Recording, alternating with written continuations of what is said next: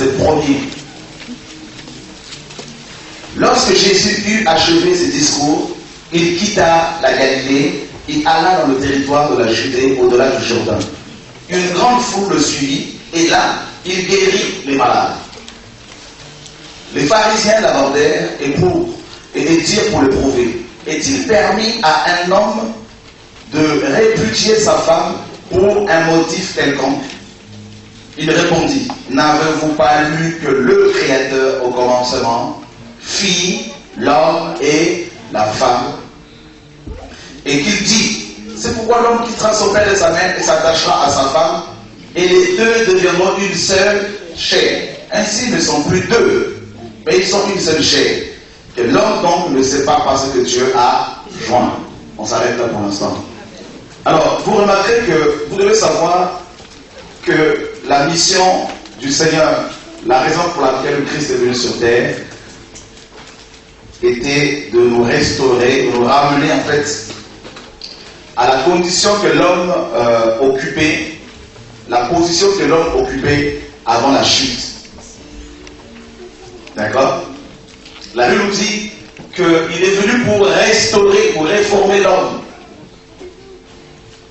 C'était ça en fait la mission de Christ. Nous ramener à la condition d'avant la chute. Une condition de pureté, de sainteté, d'excellence. Voilà pourquoi quand on lui pose la question par rapport au mariage ici, par rapport à la famille, il dit au commencement, le Créateur fit l'homme et la femme. Alors remarquez, on a déjà eu cet enseignement là par rapport au commencement, n'est-ce pas? On a vu que dans Genèse 1, la Bible dit, au commencement, Dieu créa les cieux et la terre. On a vu que le mot commencement, au commencement, se dit en hébreu Bereshit. D'accord? Alléluia. C'est très important. Hein? Jésus nous ramène ici en fait. Bereshit. Au commencement, Dieu créa les cieux et la terre. Bereshit bara Elohim et Hashamaim ve'et haaretz. Ça veut dire que, comme on l'a vu dans l'alphabet hébraïque, il y a 22 lettres. La première lettre c'est Aleph et la deuxième c'est la lettre Bet. Bet c'est ça. Et Bet signifie maison. Bet a la valeur numérique. Donc sa valeur numérique c'est 2. Le chiffre est 2. Donc ça veut dire que dès le commencement, en fait la Bible, on aurait pu penser que le Seigneur allait commencer les Écritures avec la lettre Aleph. Aleph est une lettre muette. On ne va pas la prononcer comme le H muet en français. Aleph c'est Dieu. C'est pas parce qu'on ne le voit pas qu'il n'est pas là. N'est-ce pas? Maintenant, en fait, Dieu n'a pas commencé les Saintes Écritures avec la lettre Aleph, mais avec la lettre B, la lettre Bet, Bereshit. On retrouve cette lettre-là, la lettre Bet, dans Bethléem, Bethel, Bethanie, Bethesda, tout ça. Donc, Bet signifie maison. Bet, c'est le chiffre 2. En fait, dès le commencement, le Créateur nous a parlé de deux réalités.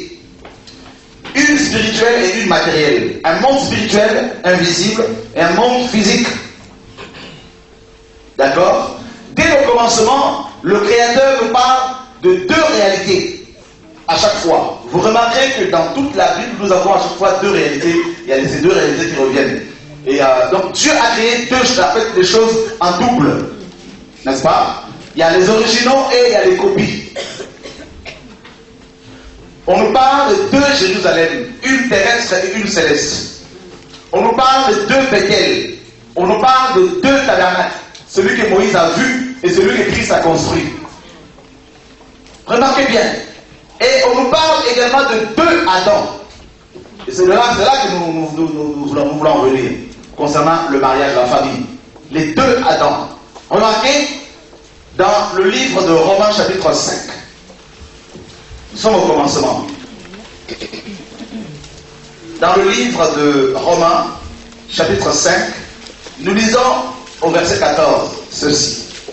Cependant, la mort a régné depuis Adam jusqu'à Moïse, même sur ceux qui n'avaient pas péché par une transgression semblable à celle d'Adam, lequel est la figure de celui qui devait venir. Lequel est la figure de celui qui devait venir. La Bible nous enseigne que Adam, le premier homme, était la figure de Christ. N'est-ce pas? Et la parole le confirme, en fait, d'autres versets qui le confirment. Dans Genèse 1, 28, Dieu dit, n'est-ce pas, 26, créons l'homme à notre image. N'est-ce pas? Donc le premier Adam était créé à l'image de Dieu.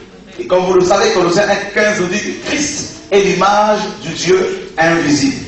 Vous comprenez? Donc, Adam était la copie et Christ est l'original.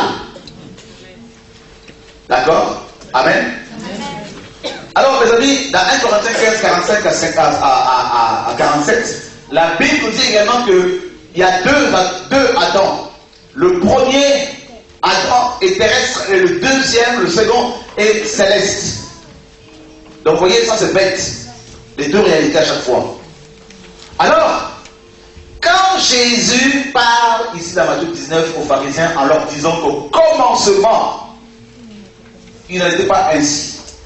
En fait, il voulait nous parler de ce que Paul a développé dans Éphésiens 5. En disant que, en fait, quand on lit Éphésiens chapitre 5, Paul nous dit quelque chose de très intéressant. Éphésiens 5, 22 à 33. Femme, que chacune soit soumise à son mari comme au Seigneur. Car le mari est le chef de la femme. Comme Christ est le chef de l'Église, qui est son corps, et dont il est le sauveur. Or, de même que l'Église est soumise à Christ, les femmes aussi doivent l'être à leur mari en toutes choses. Voyez, Marie, que chacun aime sa femme comme Christ a aimé l'Église et s'est livré lui-même pour elle, afin de la sanctifier en la purifiant et en la lavant par l'eau de la parole, pour faire paraître devant lui cette Église glorieuse, sans tache, ni rien de semblable, mais sainte et irréprochable. C'est ainsi que le mari doit aimer sa femme comme son propre corps. Celui qui n'aime pas sa femme, n'est-ce pas? Celui qui aime sa femme, c'est lui-même. Car jamais personne n'a haï sa propre chair, mais il la nourrit et en prend soin, comme Christ le fait pour l'Église, parce que nous sommes membres de son corps. C'est pourquoi l'homme quittera son père et sa mère, s'attachera à sa femme, et les deux deviendront une seule chair. Ce mystère est grand. Je dis cela par rapport à Christ et à l'Église. Du reste, que chacun de vous aime sa femme comme lui-même et que la femme respecte son mari. Paul dit que le mariage, la relation qu'il y a entre un homme et une femme est un grand mystère. Alors vous comprendrez pourquoi beaucoup de gens n'arrivent pas à tenir dans le mariage. Parce qu'ils rentrent dans le mariage sans avoir percé ce mystère. Vous comprenez? Dieu est l'auteur de la famille. Dieu est l'auteur du mariage. Et Paul dit que le mariage, la relation qu'il y a entre un homme et une femme, est un grand mystère. La Bible parle de plusieurs mystères. Mais le mariage est un grand mystère, et ce mystère fut percé il y a 2000 ans à peu près, par l'avènement de Christ, sa première venue et la naissance de l'Église. Vous allez comprendre tout au long de l'enseignement. Vous allez comprendre pourquoi il y a autant de maladies sexuellement transmissibles.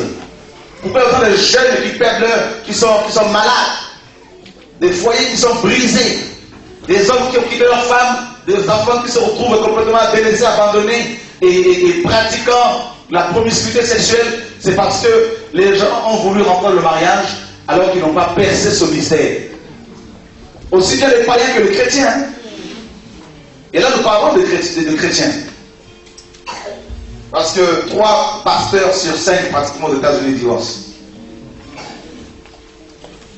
Alors, c'est un mystère.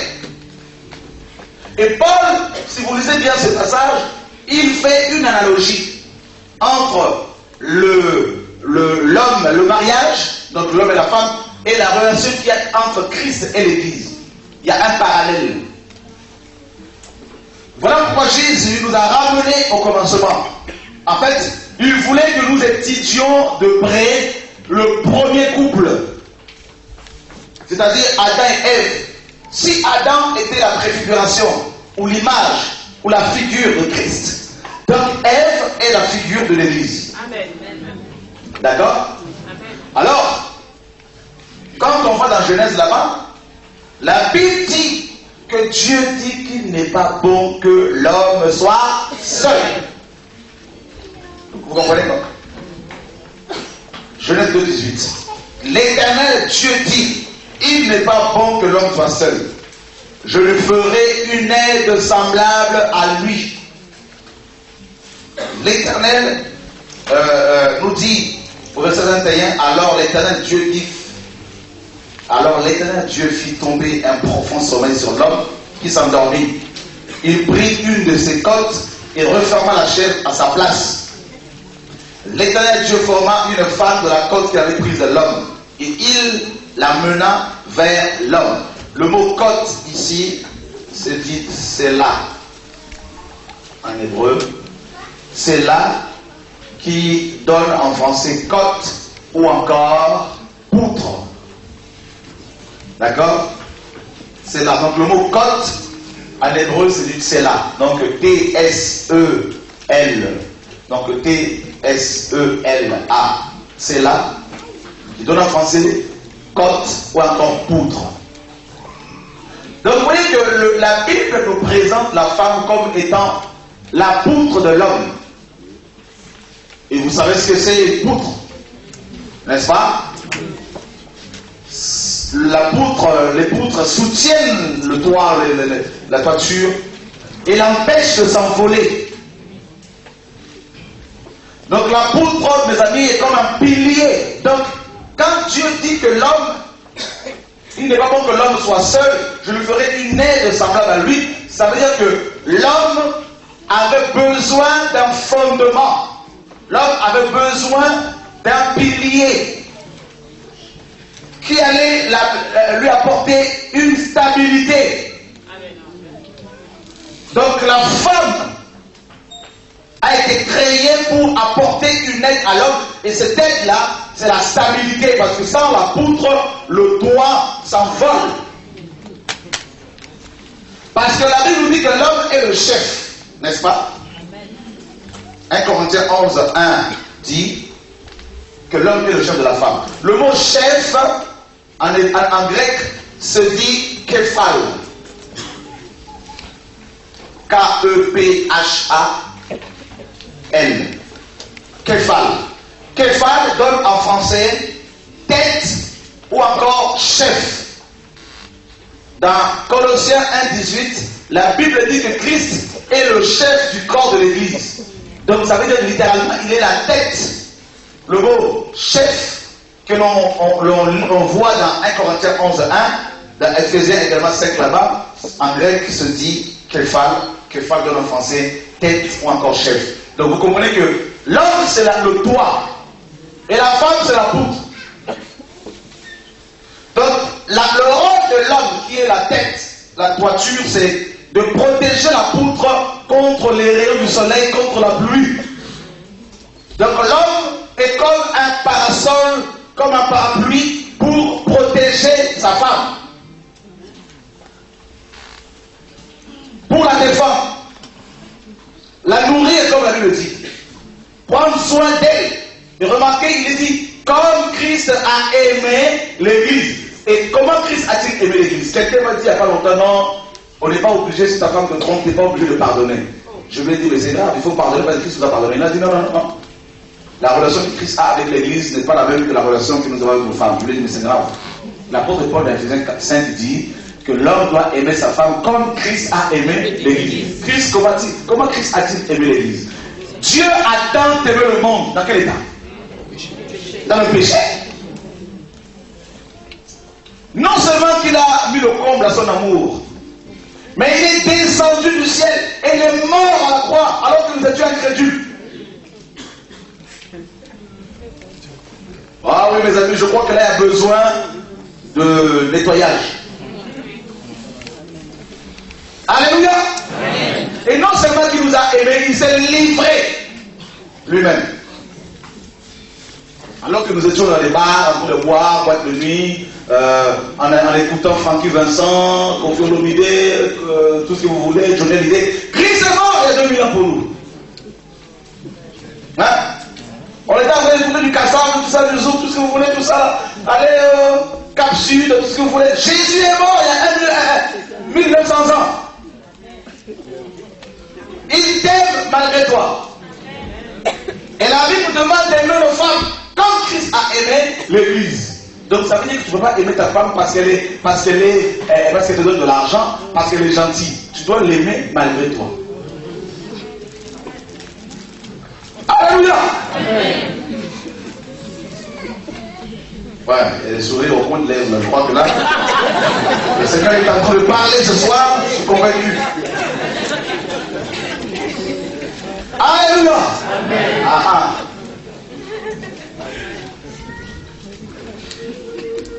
Non, on va me tromper, je vais divorcer, on va voir ça. Il est écrit, on va voir ça.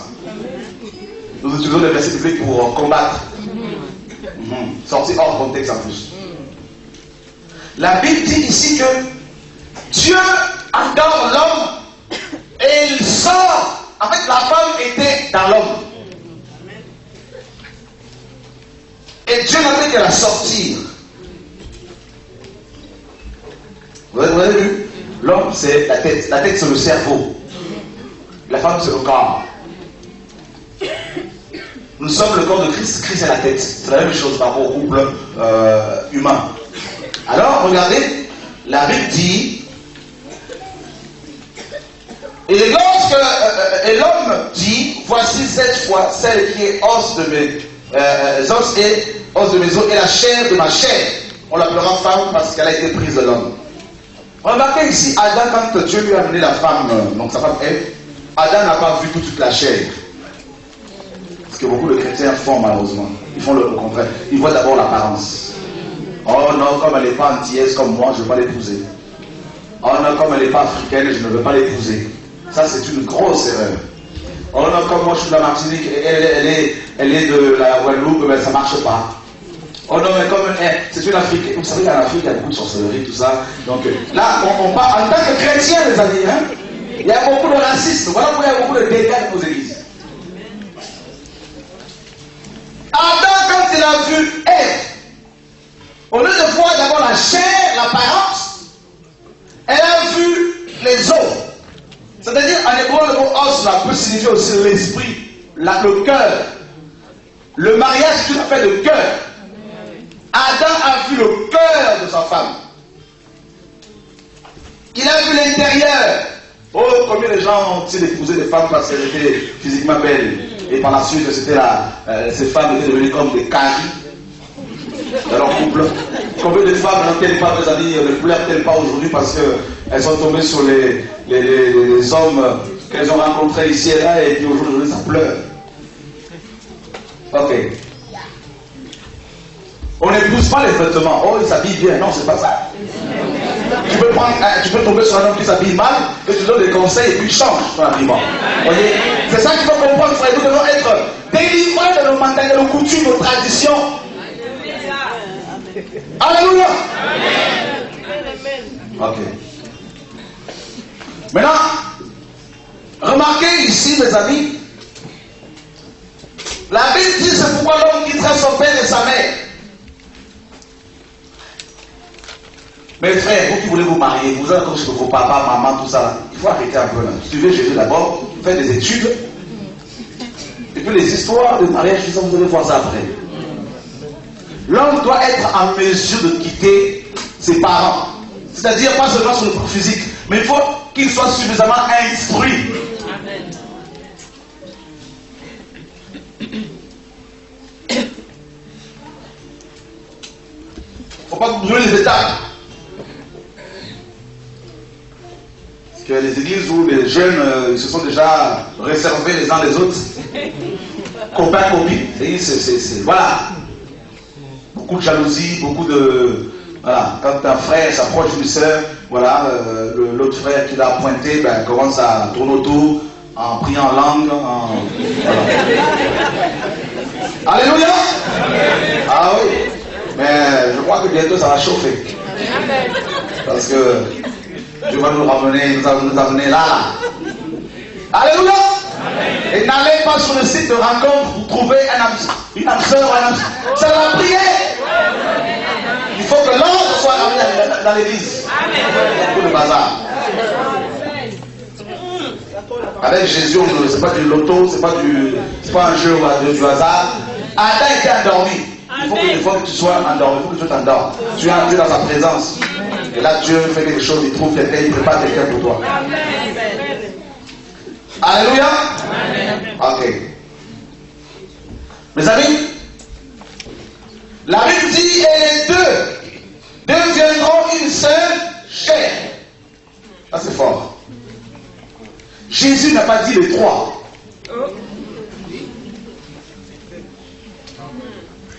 Oui, Jésus dit au commencement, il n'en était pas ainsi. Et quand on voit au commencement, nous ne voyons pas deux femmes pour un homme. Donc ça veut dire que la polygamie est exclue. La polyandrie est exclue également. Ça veut dire que le fait que les femmes aient 2-3 hommes, c'est ça existe.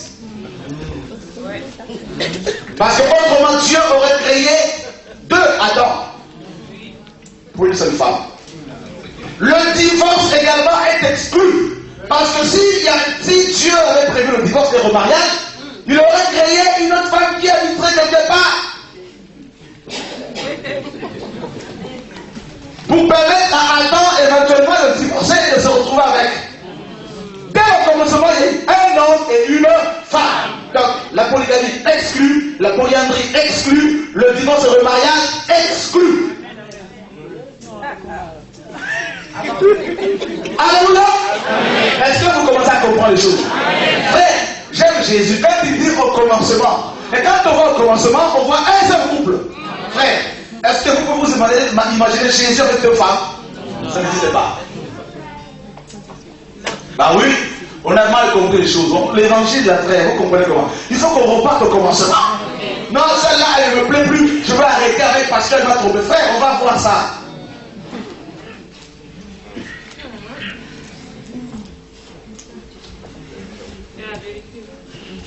Alléluia. Notez vos questions tout à l'heure, vous allez les poser. Je vous ai ça parce que c'était un... Ah oui. Si nos églises sont malades, c'est parce que nos familles, les familles chrétiennes, beaucoup de familles chrétiennes sont divisées, malades, brisées.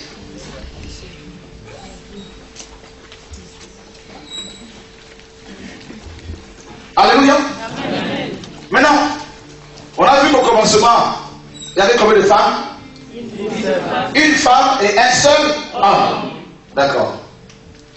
Donc, je me répète encore, il n'y avait aucune possibilité pour Adam de divorcer ou se remarier parce qu'il n'y avait que des femelles d'animaux. Hein. Donc, il ne faut pas se mettre avec une ânesse, avec une chatte. Impossible. Donc, la polygamie exclue, la polyandrie exclue, divorce et remariage exclu, également le lesbianisme exclu, l'homosexualité exclue, il n'y a pas 2 hommes, un homme et une femme. Oui, le message qu'il faut prêcher, frère. Au commencement, il n'en était pas ainsi. Ok. Amen. Amen. Dieu m'a dit ça cet après-midi. Quand je prêchais ça, là, Dieu m'a dit, tu vois, au commencement, c'est là que mes yeux sont ouverts. Waouh, oui, c'est vrai. Donc, tout ça, c'est exclu. Dieu a bien fait les choses. Maintenant, regardez ce que la parole dit. Nous allons dans Malachie chapitre 2. Nous allons lire à partir du verset 11.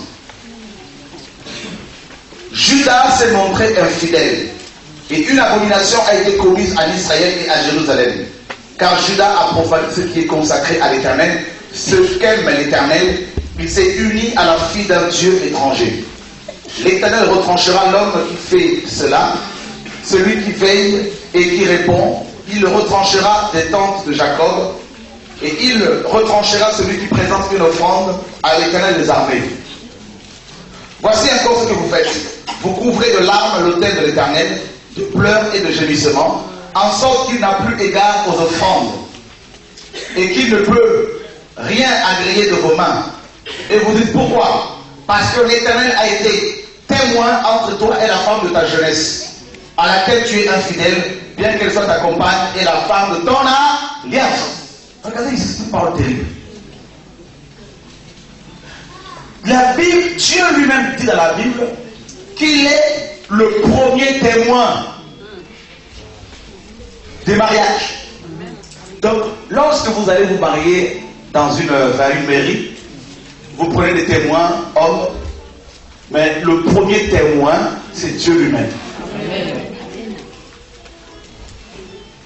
Vous vous rendez compte? Et Dieu dit par la suite que le mariage est une alliance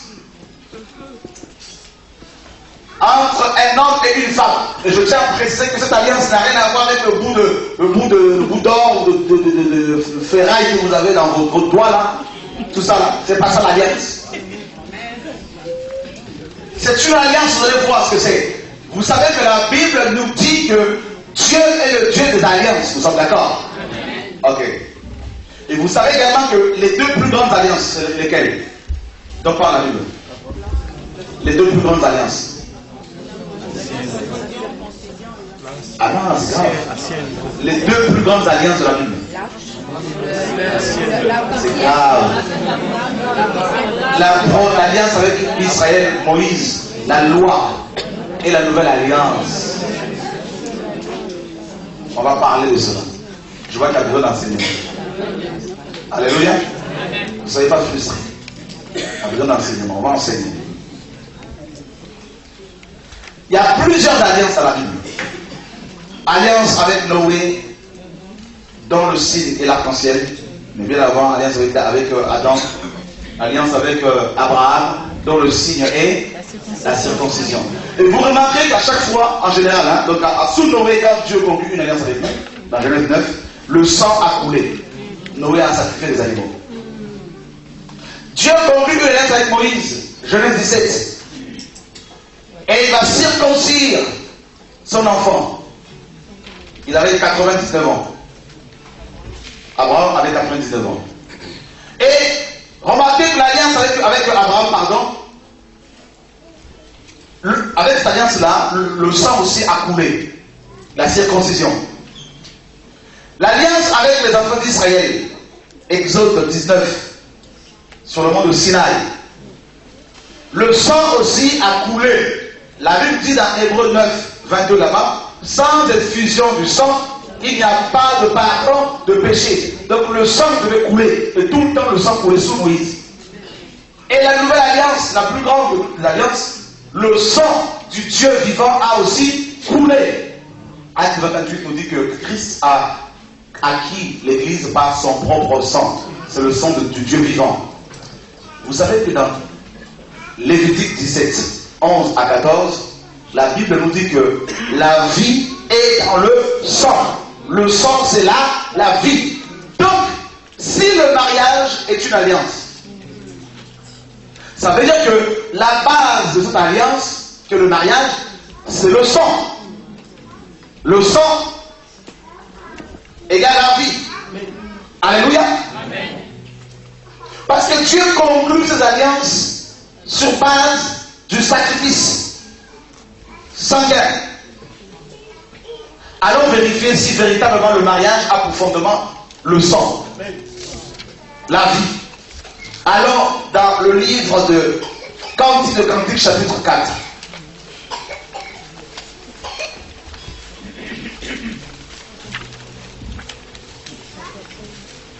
Vous savez que le Cantique de Cantique est un livre qui a été écrit par Salomon. N'est-ce pas? Salomon était le roi le plus sage en Israël. Quand Dieu lui demande la question dans 2 Chroniques là-bas 1, qu'est-ce que tu veux que je te donne? Salomon demande la sagesse. Or la Bible nous dit dans Proverbe 8, 1 Corinthiens 2 et Éphésiens 4, Éphésiens 3, 10, pardon, que Christ est la sagesse infiniment variée de Dieu. En gros, Salomon avait demandé Christ. N'est-ce pas? La sagesse. Donc la Sulamite est l'image de l'Église. Salomon est l'image de Christ. Je me répète, Dieu demande à Salomon, demande-moi ce que tu veux que je te donne. Il dit non, donne-moi seulement la sagesse et l'intelligence. En fait, Salomon avait la révélation, il a demandé Christ. Amen. Dieu dit, parce que tu demandes la sagesse, je te donne tout avec. Vous comprenez? Cherchez premièrement le royaume des cieux et sa justice, et le reste des choses vous seront données. C'est-à-dire, si vous avez Christ, vous avez tout. C'est ça en fait. Vous comprenez les choses? Donc, Salomon, quand il a écrit Cantique de Cantique, Cantique de Cantique, ce sont des chants. Donc, Salomon a chanté pour sa bien-aimée, comme si Jésus chantait pour nous.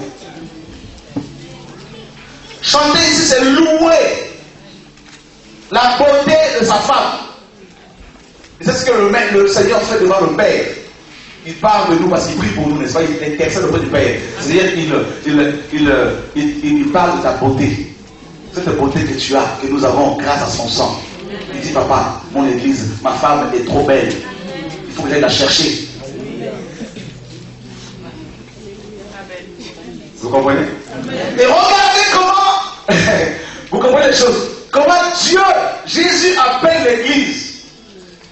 Que tu es belle. Ça c'est Jésus qui dit de toi. Tu es, même si tu as des problèmes dans ton corps physique, Jésus dit que tu es belle, l'église. L'église que lui seul connaît. Tes yeux sont des colombes derrière ton voile. Bon. Verset 8. Viens avec moi du Liban, ma fiancée. Il t'appelle sa fiancée. 2 Corinthiens 11 nous dit que nous sommes fiancés à Christ. Oh my God. Verset 9. Tu me ravis le cœur, ma bien-aimée, ma fiancée. Regardez, la relation qu'il y a entre un homme et une femme, c'est une relation platonique, c'est une relation terrible. Dans cette relation, il y a pratiquement toutes les autres relations. Il y a la relation aussi amicale. Voilà pourquoi Salomon appelle sa fiancée ma sœur. Donc ta femme doit être aussi ta sœur. Ton mari doit être aussi ton frère. Oh my God. Et Jésus dit dans Hébreu là-bas, je les appellerai mes frères. C'est notre grand frère en même temps. Oh, c'est merveilleux ça. Vous commencez à comprendre un peu les choses? Amen. Alléluia. Amen.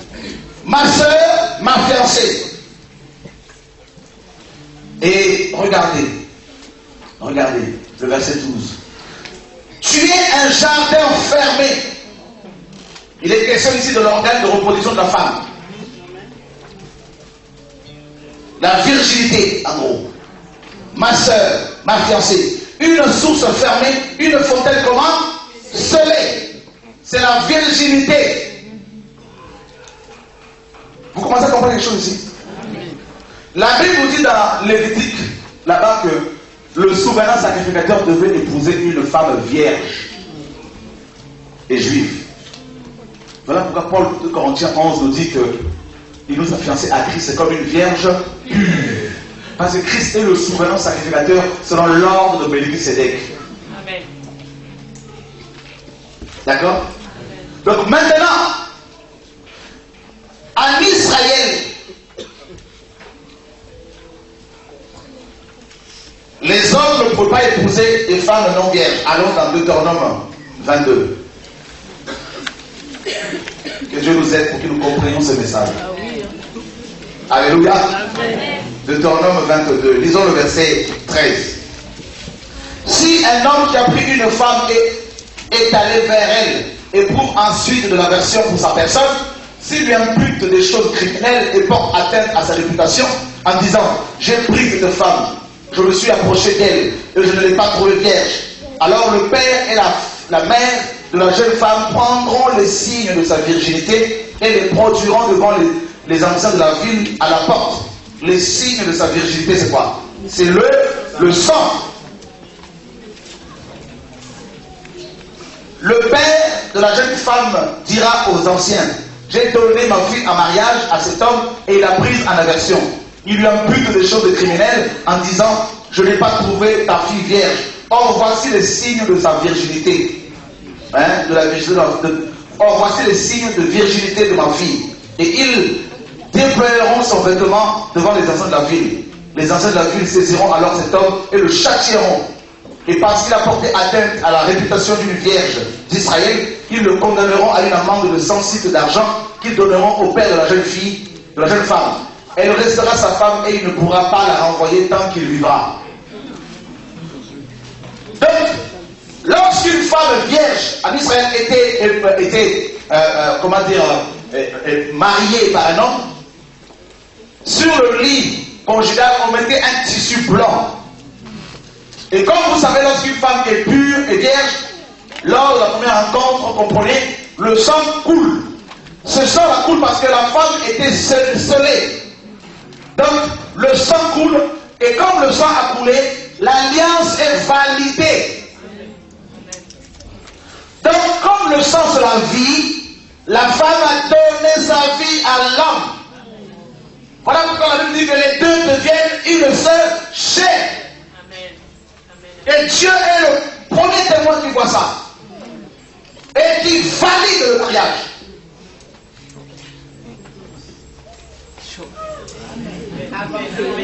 Alléluia. Amen.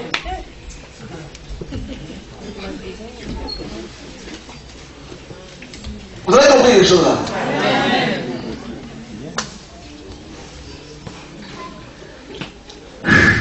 Voilà pourquoi la Bible parle beaucoup de la virginité. Le mariage est validé. Les parents de la jeune fille sortent de la ville. Jérusalem était une ville fortifiée. Les anciens étaient tout le temps aux portes. Il y avait au moins 9 portes. Et ceux qui siégeaient à la porte, c'était les gens d'autorité. C'était pas comme dans les tribunaux comme actuellement. C'était aux entrées de la ville que les anciens étaient là. Et les parents de la jeune fille amenaient ce tissu blanc, le montraient aux anciens. Et ils voyaient le sang qui venait de couler. Et tout le monde acclamait, tout le monde était dans la joie, les parents. Et le mariage était validé. Et désormais, l'homme et la femme étaient devenus une seule chair. Et tant que l'homme était en vie, il ne pouvait pas renvoyer sa femme. Mais à cause de la dureté de leur cœur, Moïse leur a demandé d'écrire une lettre de divorce. Mais Jésus est venu. Il dit qu'au commencement, il n'en était pas ainsi. Parce que Dieu n'a pas créé deux femmes pour que Adam se divorce, se remarie avec la deuxième. Dieu n'a pas créé deux hommes pour que la femme soit polyandre.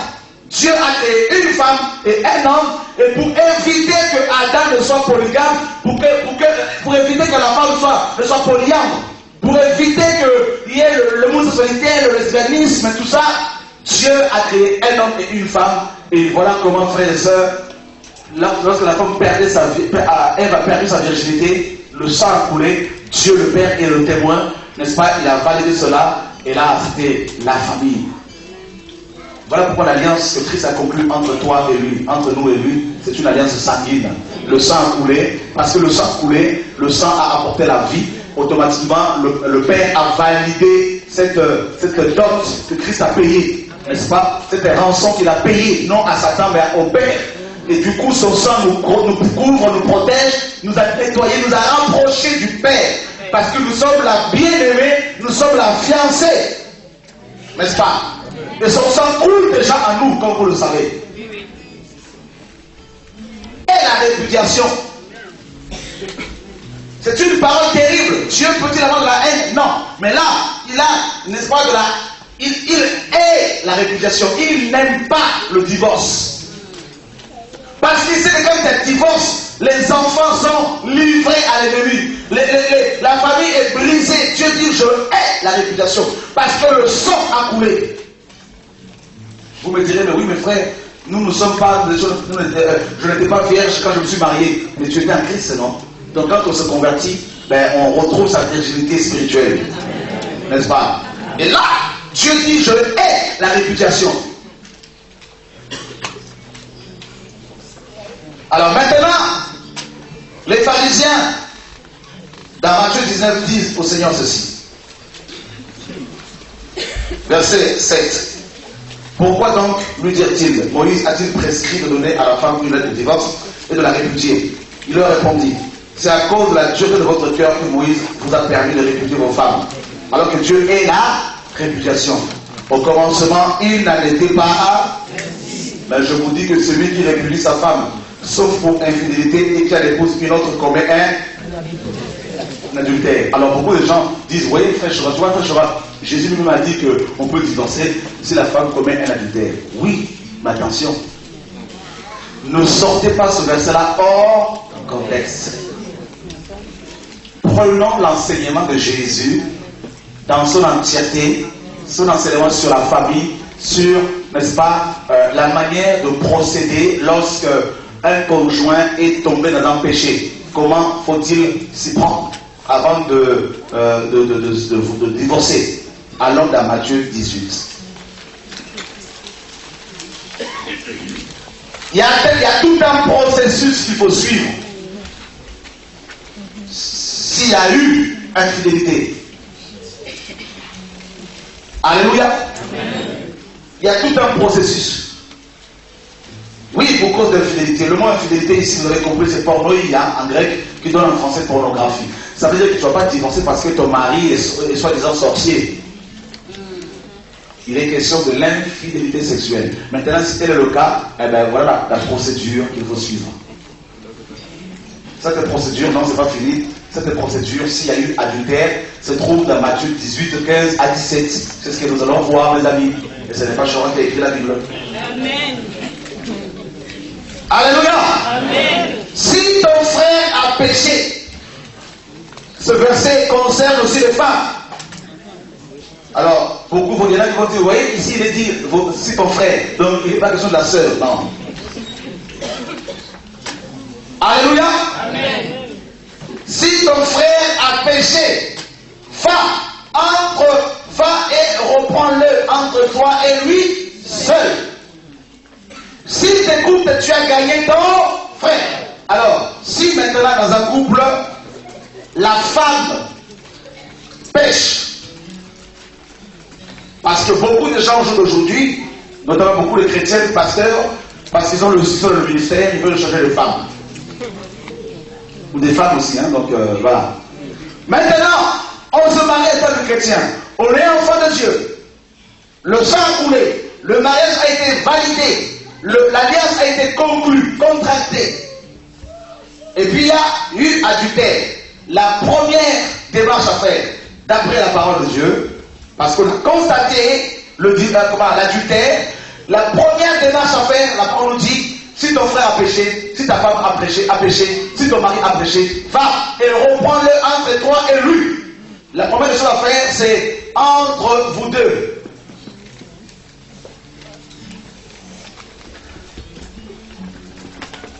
Qu'est-ce qu'il faut faire? Il faut reprendre la personne. Reprendre ici, en grec, signifie aussi convaincre, dévoiler, précisément. C'est dévoiler. Reprendre, n'est-ce pas? En grec, c'est dévoiler. Convaincre. Ça veut dire qu'il faut que tu dévoiles le péché de ta femme, de ton mari. On ne va pas divorcer parce qu'on a un soupçon. Non. Dévoiler, c'est, vous savez, c'est comme cette chair, vous mettez un tissu par-dessus. Maintenant, il faut que tu prouves à ta femme ou à ton mari qu'il a ou qu'elle a péché. En la reprenant ou en le reprenant, tu dévoiles son péché, tu enlèves le voile. Parce que Dieu est la répudiation. Maintenant, si tu as réussi à dévoiler son péché, ça c'est toujours entre vous deux. Jésus n'a pas dit qu'il faut divorcer. Jésus dit, si tu le reprends, c'est bon, tu le gagnes. Donc, gagner ici, littéralement, c'est ramener dans le droit chemin. Le ramener au Seigneur. Donc, ça implique le pardon. Parce que quand nous péchons en tant que chrétiens, 1 Jean 2 dit que Jésus est la victime expiatoire. Quand nous péchons, Jésus nous pardonne. Et rappelez-vous bien à Éphésiens 5, Paul dit, Marie, que chacun aime sa femme comme Christ a aimé l'Église. Combien de fois toi dois-je pardonner à mon frère? 77 fois 7. 70 fois 7 fois. 490 fois en un jour. En fait, c'est impossible. Jésus veut nous montrer simplement qu'il faut pardonner.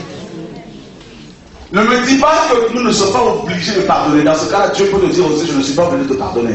Et tu seras mal barré. Parce que le couple Église et Christ est le modèle, le repère pour tout le couple humain. Oui, frère. Maintenant, si la femme, parce que tu lui as montré son péché et qu'elle a reconnu et qu'elle ne veut pas le quitter, la deuxième démarche, tu prends un ou deux témoins. Pardon. Un ou deux témoins. Alors, le mot témoin ici, c'est martous. En grec. Qui signifie un spectateur. Celui qui a vu une chose. C'est lui à qui on n'a pas rapporté les choses, mais lui-même lui-même l'a constaté. Tu prends un ou deux témoins avec toi. Donc tu ne peux pas dire non, j'ai envoyé des gens pour parler à mon mari ou à ma femme. Non, tu prends parce que tu prends 2, 3 témoins avec toi et tu vas voir ton mari ou ta femme. Et ces témoins vont également à leur tour constater. C'est-à-dire la femme va dire oui, je suis vraiment dans le péché, je ne veux pas changer. Et les témoins constatent parce qu'ils sont témoins.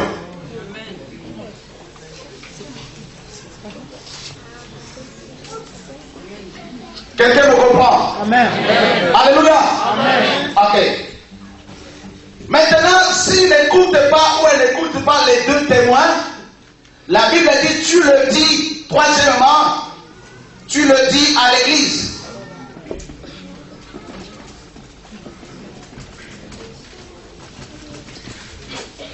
C'est-à-dire, parce que la Bible dit que toute affaire doit se régler sur la déclaration de 2 ou 3 témoins. Tu le dis devant l'église. Donc les témoins viennent également et ils disent, oui, le frère ou la sœur a constaté que son époux ou son épouse était tombé dans l'adultère. Pendant plusieurs mois, il a essayé de la raisonner ou le raisonner, tout ça. Elle ou il n'a pas voulu.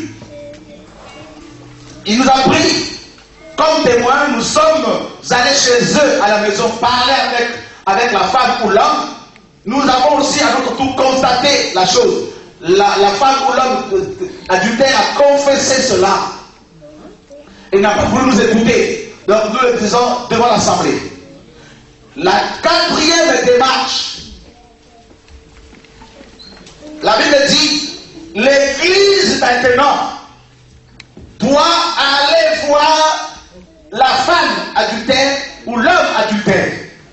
Parce que Christ a dit, si il n'écoute pas aussi l'église. Ah oui. L'église doit chercher la réconciliation.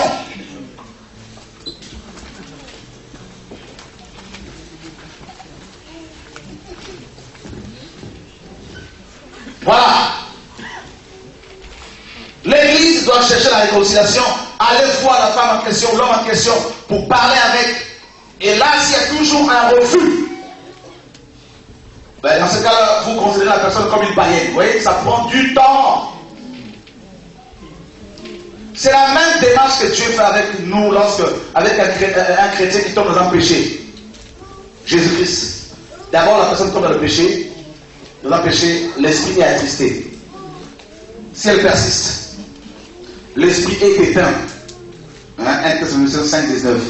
Si elle persiste, selon Apocalypse 2, l'église de la lettre adressée à l'église d'Éphèse, Dieu retire son chandelier, le Saint-Esprit. Et là, l'esprit d'égarement vient. L'esprit d'égarement selon 2 Thessaloniciens 2. Et là, selon Hébreux 4, Hébreux 10, il n'y a plus rien à faire. Là, la personne est complètement perdue. Mais avant, pour que la personne blasphème contre le Saint-Esprit, il faut vraiment le vouloir. Donc, vous voyez, frères et sœurs, toute la démarche qu'il faut entreprendre avant de prétendre divorcer d'avec ta femme, d'avec ton mari. Alors, beaucoup utilisent le verset de Matthieu 19, 8 à 9 là-bas, pour dire, voilà, Christ a dit, si adultère, on divorce. C'est-à-dire, ils n'ont pas la compassion pour la personne qui a péché. Ils ne gênent pas, ils ne prient pas, très peu le font. Ils ne vont pas gémir, souffrir, prier, gémir, tout ça. Ils vont prendre le divorce parce que ça les arrange.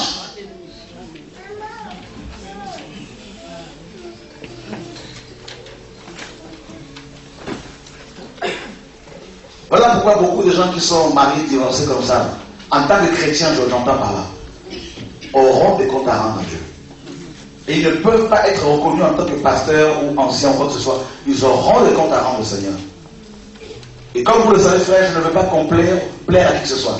Je veux prêcher l'évangile tel que le Seigneur me le demande, parce que je les compte à lui rendre. Je ne veux pas ce jour-là, quand je serai devant lui, qui me dise, tu as été dans la compromission, tu as été dans la légèreté avec tel groupe, telle personne par rapport à leur position, leur argent. Je veux être clean devant Dieu. Comme Paul disait, je suis pur du sang de vous tous, parce que je vous ai enseigné tout le conseil de Dieu sans rien cacher. Amen.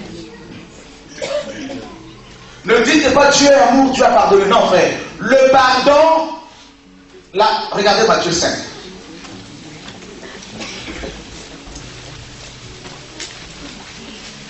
Matthieu chapitre 5. Verset 27. Vous avez appris qu'il a été dit, tu ne commettras point d'adultère. Mais moi je vous dis que quiconque regarde une femme pour la convoiter a déjà commis un adultère avec elle dans son cœur. Là c'est fort. Ah oui frère. Tu regardes seulement pour la convoiter, tac, adultère. Verset 31. Il a été dit que celui qui répudie sa femme donne une lettre de divorce. Mais moi Jésus, je vous dis que celui qui répudie sa femme, sauf pour cause d'infidélité, parce qu'il aura pratiqué tout ça, cette démarche, l'expose à devenir adultère. Et que celui qui épouse une femme répudiée commet un adultère. Commettre ici, c'est dans le présent. C'est tout ton aussi longtemps que tu seras avec cette femme, cet homme. Tu es dans l'adultère. Donc si tu demandes pardon, le pardon implique la restitution. Tu me voles 50 € et tu me demandes pardon. Pour que le pardon soit effectif, il faut que tu me le rendes. Bah oui. Nous sommes d'accord, vrai ou pas?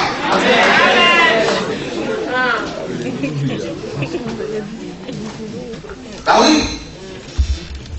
Frère, il y aura des surprises. Il y aura des surprises ce jour-là.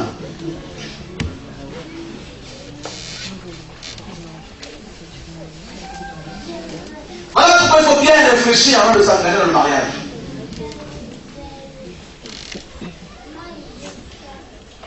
Il faut écouter Dieu, recevoir les conseils de Dieu.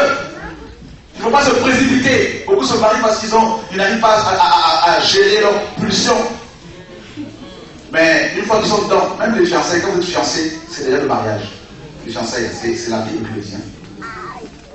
Les femmes dans la Bible qui étaient fiancées étaient déjà considérées comme mariées. Ah oui, nous sommes fiancés à Christ. Le Seigneur ne veut pas que nous soyons idolâtres, c'est-à-dire que nous ayons notre mari, notre époux. C'est les jaloux. Alors, frères, mes sœurs, vous avez vu? La seule chose véritablement qui peut briser cette alliance, c'est la mort d'un des conjoints. 1 Corinthiens chapitre 7. Vous notez verset 10. À ceux qui sont mariés, j'ordonne, non pas moi mais le Seigneur, que la femme ne se sépare pas de son mari. Si elle est séparée, qu'elle demeure sans se marier, ou qu'elle se réconcilie avec son mari, et que le mari ne répudie point sa femme. Remarquez ici, Paul dit que si la femme est séparée d'avec son mari, qu'elle reste seule. Oh oui, c'est fort. Hein? C'est pas moi qui le dis. Il dit, ce n'est pas moi, mais c'est le Seigneur. Si vous m'aimez, gardez mes commandements. Jean 14, 15. C'est le maître qui parle ici. Et si elle est séparée, qu'elle reste seule, ou sinon qu'elle se réconcilie. Donc un homme qui est violent, hein, pour ne pas qu'il tue sa femme, la femme peut quitter la maison provisoirement. Bah oui, parce qu'on ne va pas la laisser se faire tuer. Bien sûr, la protéger. Mais l'alliance, que le mariage ne peut être brisé par la violence de l'homme. Oui, dans le monde, on peut la briser cette alliance, mais en Christ, ce n'est pas le cas. C'est pour ça qu'il faut réfléchir avant de s'engager. Frère, je vous dis une chose, vous croyez ou pas, je sais une chose. Nous allons tous un jour ou l'autre mourir. Et nous aurons tous des comptes à rendre à Dieu. Blanc, noir, petit, riche, pauvre, tous. Nous serons tous ce jour-là face au Créateur. Et nous rendrons compte sur la gestion de notre vie terrestre.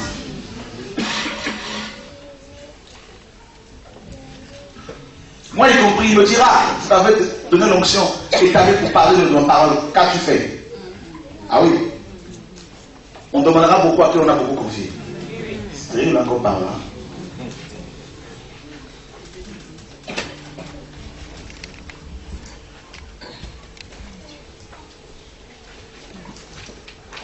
Alors, plus loin dans 1 Corinthiens 7, Paul dit, verset 39, une femme est liée aussi longtemps que son mari est vivant. Mais si le mari meurt, elle est libre de se marier avec qui elle veut, seulement que ce soit dans le Seigneur. Waouh, une femme est liée aussi longtemps que son mari vit. C'est fort. Si elle meurt, elle est dégagée. S'il meurt, même la femme aussi, hein, l'homme peut, en fait, si l'homme meurt, la femme est libre. Si la femme meurt, l'homme aussi est libre. Mais ne souhaitez pas la mort de votre conjoint. Ah oui, alléluia! On peut acclamer la parole de Dieu, frère.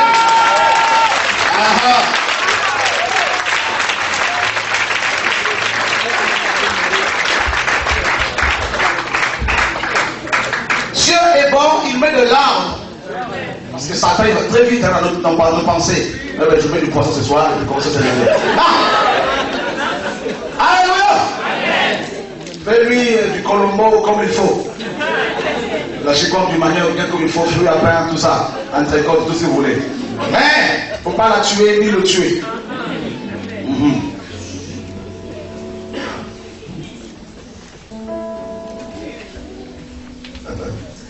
Dieu est bon. Je vous aime. Oh, quelle grâce. On va finir dans quelques minutes. Vous notez pour lire à la maison, Romains chapitre 7, 1 à 4. Paul dit là-bas aussi que si la femme, une femme mariée est liée à son mari par la loi du vivant de son mari, donc elle est liée à lui. Et s'il meurt, elle est libre de se marier avec qui elle veut, mais que cela soit dans le Seigneur. Romains chapitre 7, verset 1 à 4. Alors, vous voyez, frères et sœurs, Dieu tient à la famille. Hier, on pouvait seulement dire non, mais oui, c'est adultère, on peut divorcer. Mais regardez, on avait oublié toutes ces démarches-là qu'il faut entreprendre. Ben oui, ce sont les démarches d'amour pour gagner la personne. Parce que Dieu ne veut pas la mort des méchants. Dieu veut sauver le méchant.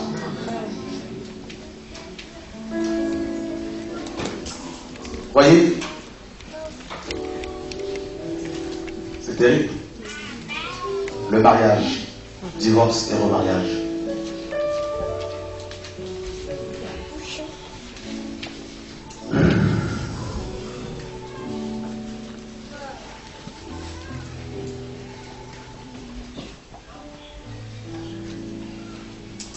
C'est terrible des choses que nous voyons. Les gens divorcent forcément les chrétiens. Tu leur demandes qu'est-ce qui s'est passé? Non, il y a eu incompatibilité d'humeur. Ah bon? Quelqu'un dit non, mais s'il n'y a plus les sentiments. Mais c'est grave. Dieu restaure s'il n'y a plus les sentiments. C'est pas facile, mais Dieu restaure. C'est pas moi qui le dis, il ne faut pas m'en vouloir. La parole est claire. Et un pasteur a dit, je divorce avec ma femme parce qu'elle n'a pas respecté le contrat du mariage. C'est-à-dire, elle a pris du poids, et voilà, ça ne m'a pas plu. Il a divorcé avec elle, je le connais, hein, je connaissais le couple. Hein. Il a divorcé avec elle, il a épousé la femme d'un autre pasteur.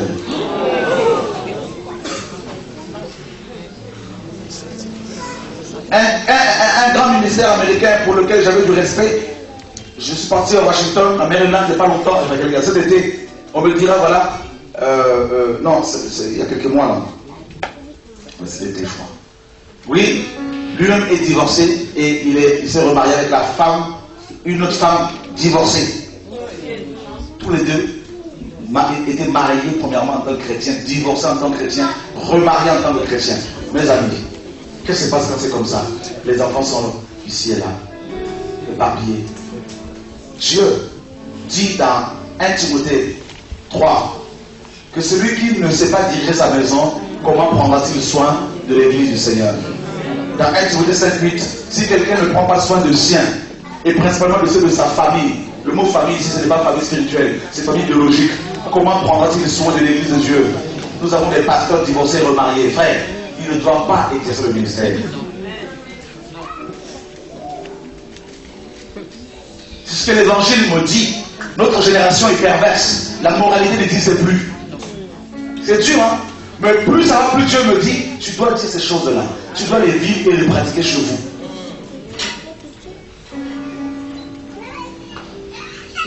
C'est pour cela que nous avons tous ces combats. Parce que frère, on n'est pas parfait. Mais je ne veux pas me compromettre. Oui, vous avez compris, n'allez pas condamner quelqu'un en pasteur parce qu'il prend la team. C'est pas ça le message que nous prêchons. Il y en a qui prennent la team, c'est une parenthèse. Non parce qu'ils sont cupides, parce qu'ils n'ont pas reçu l'éclairage. Mais il ne faut pas leur rentrer dedans. Ça, c'est pas l'amour. Car la connaissance enfle. Le plus important, c'est la moralité. Un pasteur qui est divorcé et qui s'est remarié, qui dirige l'église, mes frères, s'il n'a pas pu vaincre les problèmes de sa maison, comment pourra-t-il vous aider à vaincre vos problèmes?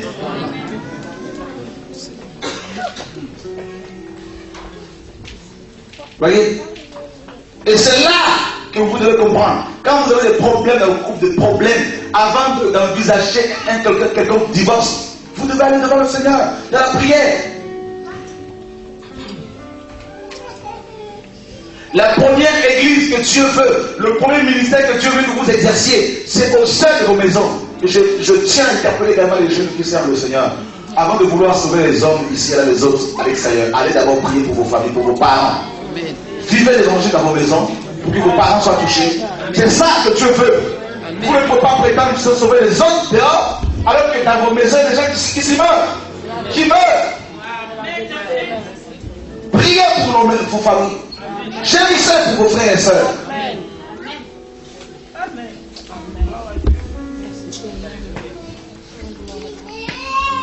Nous devons revenir à la parole vraie. Hier, on a parlé du criblage. Nous devons revenir à la parole. Nous devons revenir à Dieu, à l'évangile pur. Frère, nous aurons les comptes à rendre. Ne faisons plus les choses par sentiment. Nous devons revenir à la parole pure. Vous voulez avoir un homme, allez devant Dieu. N'allez pas fuir ici et là. C'est la honte. Vous voulez avoir une femme pareille devant Dieu. Et vous êtes un homme chrétien. Soyez fidèle à votre femme. Soyez fidèle avec vos enfants. Soyez un père. Soyez un homme. La Bible dit que l'homme, c'est lui qui nourrit sa femme. Comment veux-tu te marier alors que tu n'as pas de travail? Ce n'est pas... frère, la Bible dit cherchez, vous trouverez. Frappez, vous ouvrira. Demandez, on vous donnera. Mais tu ne dois pas te limiter seulement à la demande. Dieu donne. Tu dois chercher. Cela implique une démarche personnelle. Fais des études, fais une formation. Trouve un travail. Si Dieu t'appelle à temps plein, il te donnera les moyens. Mais il faut que tu travailles pour pouvoir t'engager dans quoi que ce soit. Parce que l'homme doit nourrir sa femme. Et tu ne vas pas la nourrir avec des versets bibliques. Alléluia. Quelqu'un m'a entendu ce soir, frère? Vous connaîtrez la vérité et la vérité vous affranchira. On doit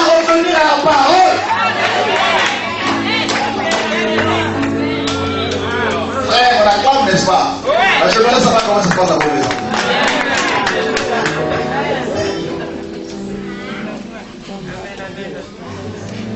La femme que tu as épousée n'est pas un objet sexuel. Pour exiger à chaque fois le sexe quand elle est fatiguée, tu lui fais la tête chrétien, tu passes la nuit sans lui parler. Ça, c'est la sorcellerie. Ça, frère, il faut qu'on arrête la comédie.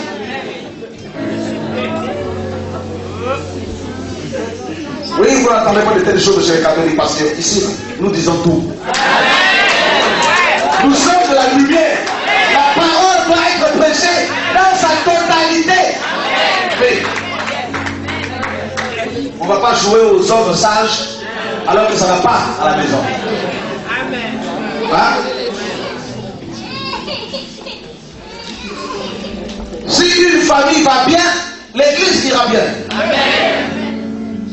Si nos familles se portent bien, s'il n'y a pas de conflit, parce que souvent les familles, mes amis, nous amènent leurs problèmes à l'assemblée.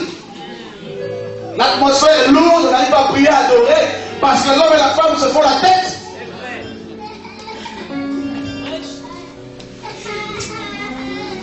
Alléluia. Oh, je sais, c'est pas évident de foi. Mais ma soeur, mon frère, Dieu peut permettre une situation difficile dans ton couple parce qu'il est en train de t'amener à une vie de consécration dans la prière. Il te fait éprouver ce qu'il éprouve face aux chrétiens qui sont le péché. Parce que beaucoup ne comprennent pas des fois. C'est vrai qu'on est humain, des fois on ne comprend pas. Pourquoi Dieu permet-il cela? Mais des fois on dit Seigneur, je veux voir ta gloire. Fais-moi ressentir ce que ton cœur ressent. Mais Dieu permet un petit combat, ça peut durer 1 à 2 ans, 3 ans, vous dites, mais Seigneur, je ne comprends pas tout ça. Et on va faire toutes sortes de prières, et c'est là que les charlatans viennent et vous disent, donnez une enveloppe, on va faire une prière prophétique et tout ça. Non, frère, Dieu te fait éprouver ce qu'il éprouve. Amen. Amen.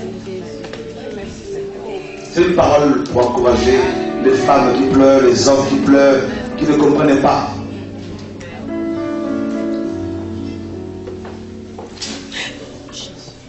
Alléluia.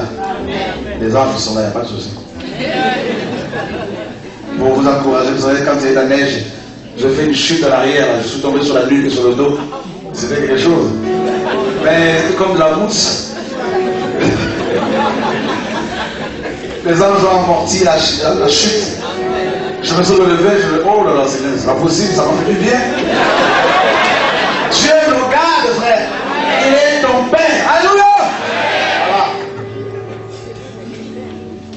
Dieu est bon. Alors, on a fini. 3 questions.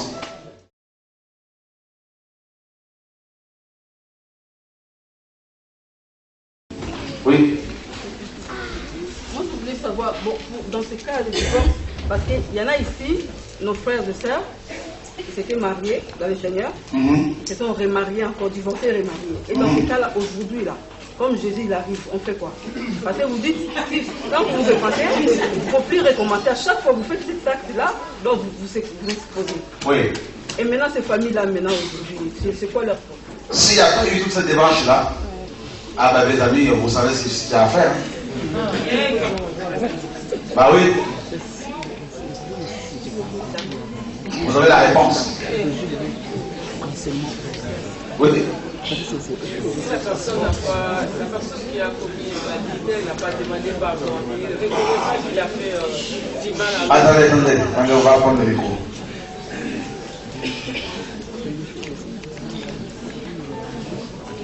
Si la personne qui a fait l'adultère et il n'a pas reconnu, donc il ne veut pas reconnaître qu'il a fait du mal à l'autre, il n'a pas demandé pardon. Comment l'autre peut la pardonner? Est-ce qu'elle a reconnu son péché? Est-ce qu'on a... Non, pour lui c'est normal parce que son père aussi il était comme ça, lui aussi il va continuer la vie. Ok, dans ce cas, il faut prendre des témoins. Si la personne reconnaît, tu prends des témoins. Si elle continue dedans, et là, on ne peut plus continuer ensemble parce que le péché se met au milieu. C'est clair. Oui, le frère là-bas. Je voulais savoir. Oui, je voulais savoir parce que vous avez dit lorsqu'il y a alliance, dans la Bible, on a toujours vu qu'il y a le sang qui coule. Et vous avez parlé du mariage, c'est-à-dire que une fille, dans le plan de Dieu, doit aller avec la virginité dans le mariage. Ouais. Donc, au cas où la fille était n'est plus vierge, donc il y a un souci, et la personne qui connaît la fille, la première personne, la fille est liée à la personne. Bien sûr. Et donc, voilà, c'est-à-dire que les filles qui ont connu des hommes et qui ne se sont pas mariées avec ces hommes-là sont liées à Dieu. Si elles restent païennes, oui. Mais si elles se convertissent, l'onction, le Saint-Esprit, le sang de Christ purifie, brise tout ça. Et maintenant, elle doit demeurer dans la sanctification et elle redevient vierge sur le plan spirituel en fait. Voilà. Donc ça veut dire que depuis sa conversion, personne ne l'a connue. Elle est redevenue vierge. Voilà pourquoi les apôtres ont mis l'accent sur la sanctification. Vous savez pourquoi il y a beaucoup de problèmes. Il a souligné quelque chose de très important, le frère. Vous savez que quand une femme va avec un homme pour la première fois, elle ne peut plus l'oublier. Ah non. Ben, c'est rare, hein? Parce que la personne est marquée. Voilà pourquoi les sœurs qui sont encore pures doivent le rester jusqu'au mariage. Et les églises doivent prêcher la virginité. Doivent insister pour que les filles restent vierges. Parce que lorsque vous allez avec des hommes qui ne sont pas vos maris, la première fois, vous leur donnez votre sang, votre vie. Et comme c'est une alliance, voilà comment beaucoup de filles reçoivent les femmes et les maris de lui. Si vous allez avec un sorcier comme ça, vous lui donnez votre vie, votre sang. Et vous devenez une avec le sorcier. Voilà pourquoi vous avez des songes, vous mariez la nuit, vous mangez la nuit, il y a des dorlis qui vous attaquent la nuit, vous avez des choses compliquées qui vous arrivent, des symptômes bizarres, il y a des femmes qui vont jusqu'à éprouver, à éprouver les douleurs de l'enfantement, à avoir les symptômes d'une femme enceinte. On ne comprend pas pourquoi. Il y a beaucoup de choses parce que vous allez donner votre sang, votre vie à un inconnu. Quelqu'un qui a des liens familiaux, des liens spirituels bizarres dans sa famille. Et vous allez vous mélanger avec. Et aussi des gens qui sont soi-disant ensemble, qui sont fiancés. Mes amis, 2011 là, même si on doit rester 5, mais au moins les 5 là sont dans la sanctification. Vous devez arrêter d'aller ensemble et faire semblant que vous avez des projets de mariage. Vous devez savoir ce que vous voulez. Si vous êtes dans le péché, vous restez dans le péché et vous vivez tout dans le monde. Mais il ne faut pas venir suivre les frères et sœurs. Parce que vous savez, quand vous priez avec les gens qui pratiquent le péché volontairement, vous vous suivez. Il y a également des sorciers qui sont ici, qui veulent suivre les gens, changer les vies. Ça, c'est une parenthèse. Voilà. Oui.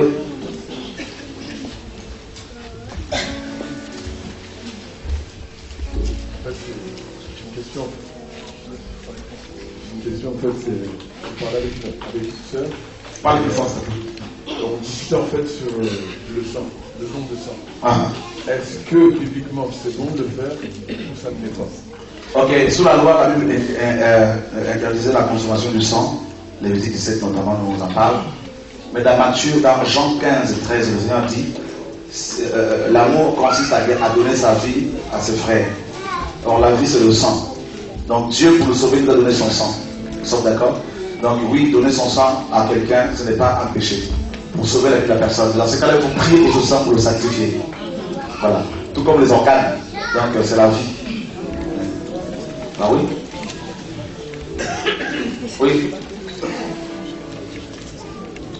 J'avais deux questions. En fait, concernant les femmes qui viennent à Christ et qui ne sont pas mariées, et concernant aussi celles qui étaient dans le monde mariées, qui viennent à Christ et qui divorcent.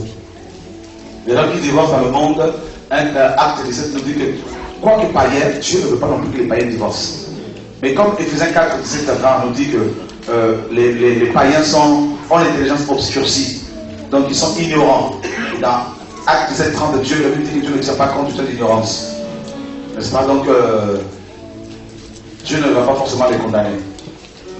S'ils se convertissent, leur passé est oublié. Mais une fois qu'on a reçu la connaissance, il ne faut pas pratiquer le péché. Voilà. Ce que je veux dire, c'est que la femme, par exemple, est mariée dans le monde, maintenant elle se convertit. son mari ne convient plus, elle veut divorcer par exemple. La femme est mariée dans le monde, son mari ne convient plus. Elle est mariée dans le monde, maintenant elle se convertit au Seigneur. Ah ben elle reste, Paul dit dans 1 Corinthiens 7 que la femme chrétienne ne doit pas répudier son mari païen. Si son mari veut quand même continuer avec, il faut qu'elle reste avec. Et inversement. Oui ma soeur. Moi, ce que je veux savoir, lequel est le mariage? C'est marié à la mairie, à l'église, peut-être à la famille. Bonne question, c'est une bonne question. Le mariage est une affaire familiale. 1 Corinthiens 7 nous dit, 36 là-bas, que c'est la famille qui marie leurs enfants. N'est-ce pas? Ce ne sont pas les pasteurs. Hier, on célébrait les mariages. Mais, vous allez voir une femme qui tombe enceinte, qui porte pendant 9 mois sa grossesse, qui accouche dans des conditions difficiles, qui élève l'enfant avec son mari dans des conditions difficiles. Et arrivant à l'âge de se marier, c'est un pasteur qui vient et qui dit, voilà, je bénis ton mariage. Non. Deux fois, les parents, lors de la fête du mariage sont relégués au fond de la salle là-bas.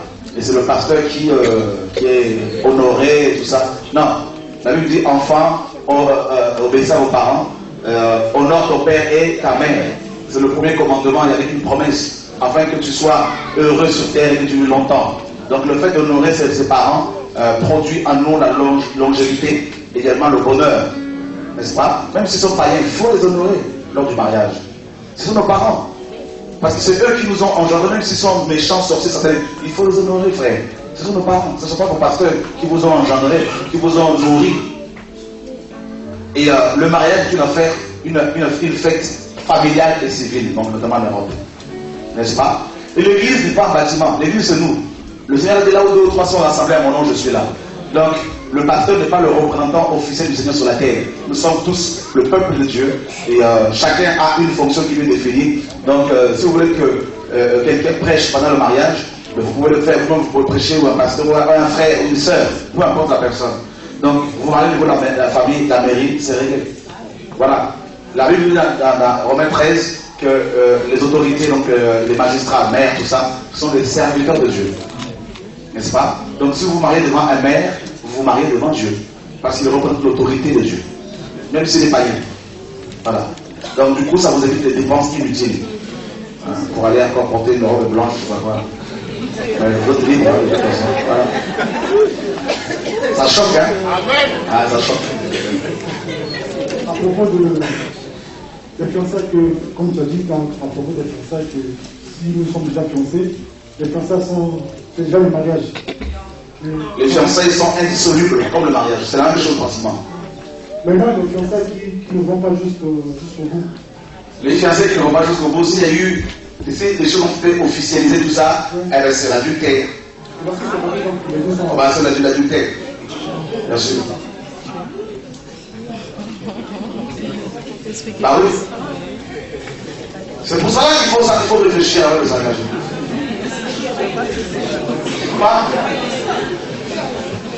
Mais même s'il n'y a pas eu de sang, mais la personne, quand vous vous mariez devant le maire, il n'y a pas eu du tout le rapport. Donc, non.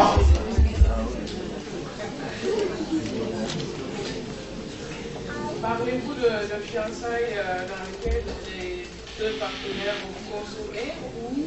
Non consommer. Vous allez vous marier devant le maire, devant vos familles. Il n'y a pas encore il n'y a pas eu encore la consommation du mariage. Vous êtes déjà unis. N'est-ce pas? Dans les fiançailles, il n'y a pas encore... Regardez, dans Matthieu 2, Joseph était fiancé à Marie. N'est-ce pas? Marie tombe enceinte. Joseph voulait rompre avec. Parce que les fiançailles également peuvent être brisées quand il y a adultère. Et là, il y a toujours la même procédure. Maintenant, l'ange Gabriel dira à Marie, à Joseph, ne refuse pas de prendre Marie, ta femme. Donc, lorsque quelqu'un est fiancé, ce sont tant qu'il y a eu les deux familles qui sont rencontrées, tout ça. Les fiancés, ce n'est pas à la va-vite comme ça, hein, vous rencontrez dans un métro, et puis on vous offre une bague, et on dit notre fiancé. Non, il y a eu une rencontre entre les deux familles, c'est quelque chose d'officiel, quelque chose de sérieux. Les paroles ont été données. Je te donne la parole de t'épouser, pareil. Ta parole que tu donnes là, parce qu'il faut réfléchir. Dieu dit, la Bible dit, par tes paroles tu seras justifié, par tes paroles tu seras condamné. Ce n'est pas les fiancés à la va-vite, hein, dans la rue, non. Les deux familles se rencontrent, c'est quelque chose de sérieux, de solide, de posé. Et est-ce que ça donne droit aux deux partenaires de consommer? Non. Donc il faut attendre les noces. Voilà. Alléluia. Voilà. Waouh, des questions terribles. Voilà. Bah oui, parce que ce sujet est très épineux. Ouais. J'ai une question pour les femmes qui sont veuves là. Alors, si elles veulent se remarier, et il faut absolument que le conjoint qui soit vraiment chrétien, qu'il soit, et s'il n'est pas converti et qu'il y a une amitié qui dure. 1 Corinthiens 7, verset 39. Une femme est liée aussi longtemps que son mari est vivant. Mais si le mari meurt, elle est libre de se marier avec qui elle veut. Avec qui elle veut. Seulement que ce soit dans le Seigneur. Donc il faut que ce soit un chrétien. Parce que les chiens ne se mettent avec les chats. Alléluia. Vous avez la parole, n'est-ce pas? Ça secoue, ça. C'est bien. Une question? Moi, je vais demander. En fait, par exemple, le voile, c'est quoi? Vous avez pas bien saisi. C'est-à-dire que c'est quand les deux familles se rencontrent et puis que chacun fait une promesse. Je parle des gens qui ont oui. Mais là, devant Dieu, ils sont déjà mariés. Devant Dieu, ils sont déjà. Ils sont mariés dans le sens où ils sont liés sur le plan spirituel. Il manque maintenant la liaison physique, la connexion physique. C'est-à-dire aussi. Si on parle à la mairie, devant Dieu aussi, il y a un problème. Non, ils vont aller maintenant devant les hommes pour valider ce qui est déjà lié dans l'esprit, dans le monde spirituel. Parce que les paroles ont été échangées, données. Il y a eu les deux familles, c'est quelque chose d'officiel, de sérieux. Après, on va devant le maire, on va, voilà, tout ce qu'il y a à faire, tout ce qui est. Il y en a qui prennent la dot, d'autres pas. Voilà. C'est pour cela, en tant que chrétien, avant de donner sa parole, il faut réfléchir. Bah oui. On est trop léger dans nos paroles, des fois. On est trop dans nos engagements, Voilà. Oui, c'est. Moi, en fait, j'ai deux questions, mais la première, c'est pour la dot, là. Je peux mettre le micro pour la dot. La dot, en fait, est-ce que c'est obligé de prendre la dot? Parce que chez nous, la dot, on donne les boissons, tout ça. Ouais, la dot n'est pas. La dot c'est plus culturel. Mais ce n'est pas une loi que tu as imposée. N'est-ce pas? Et à l'époque d'Israël, lorsqu'une vierge était violée, le monsieur qui l'avait violée, son violeur devait payer une dot de vierge à ses parents. C'était une loi civile. Une loi qui concernait Israël. Et en Inde, la dot, c'est plus la famille de la femme qui paye la dot. Donc, il y a des familles qui disent la dot. Mais personnellement, si vous êtes chrétien, vous savez le message que nous prêchons, beaucoup de gens n'en veulent pas. Il y a des familles chez nous qui exigent 4 000, 5 000 de dot, honnêtement. Vous vendez vos enfants. Et en général, ce sont vos filles qui vont cotiser pour aider leur futur mari. Et elles ne vous le disent pas, parce que nous suivons ces choses-là dans les coulisses. Ben oui. Alors que les parents doivent mettre des côtés pour bénir les enfants. Nous sommes chrétiens. Et ce que j'ai remarqué, c'est que, entre guillemets, les Africains, qui sont en Europe ou en Occident, sont plus dans les coutumes, les traditions que ceux qui sont sur place. C'est terrible. C'est pour cela que la sorcellerie se développe énormément dans ce milieu également. Maintenant, ma deuxième question, c'était est-ce qu'une femme plus âgée peut prendre un homme plus jeune? Oui. Il y a un pasteur qui m'a dit c'est Adam qui a été créé avant la femme. Bah, ça, c'est parce que c'est toi qui as fait la radio. Hein? Ok. Que Dieu te bénisse. Alléluia. Écoutez. Adam a été créé le premier comment? L'homme et la femme étaient créés en même temps, ça doit vous choquer. La femme est une des côtes de l'homme. Donc quand tu as créé l'homme, il a créé la femme. Maintenant la femme était un mystère. Comme l'église était un mystère. Il fallait maintenant qu'elle soit révélée à l'homme. N'est-ce pas? Donc, maintenant sur le plan humain, l'homme était venu le premier. Était créé le premier, mais la femme était en lui. Mais si l'homme est plus jeune que la femme, ça peut, oui, c'est pas mauvais, c'est pas quelque chose d'anti-biblique. Parce que l'homme qui est plus jeune se réfère à Adam qui est le premier homme. Son autorité en tant qu'homme vient d'Adam. Or, le genre masculin est venu premièrement. D'accord? Donc, même si ton mari est plus jeune que toi, mais son autorité à lui vient d'abord de l'homme, le premier homme, Adam. Et de Christ également, en tant que chef de la femme, qui est l'Église. Donc, maintenant, ce qu'on conseille, il ne faut pas aller épouser une femme qui est plus âgée que toi de plus de 15-20 ans. Bon, si c'est le cas, si tu es déjà dans l'alliance, il faut y rester. Ah oui? Alléluia! Trouvez des femmes et des hommes qui ont le même âge que vous. Vous allez grandir ensemble. Nous ne sommes plus à l'époque où les gens vivaient jusqu'à 900 ans. Et il faut beaucoup d'équilibre. Alléluia! Voilà, gloire à Dieu. Et surtout, demandez conseil aux anciens. Ne dites pas non, moi c'est mon affaire, je fais mes affaires dans le. Demandez. Je sais beaucoup de couples de choses pour ça, mes amis. Il y a des histoires. Il y a des gens qui me voient qui me disent, frère, parce que ça fait 5 ans que nous sommes mariés, mon mari et moi, ma femme et moi, et c'est que maintenant qu'on vient de se découvrir, 5 ans de souffrance, de pleurs, que je n'osais pas en parler, tout ça, des choses terribles. Demandez conseil, soyez dans l'humilité.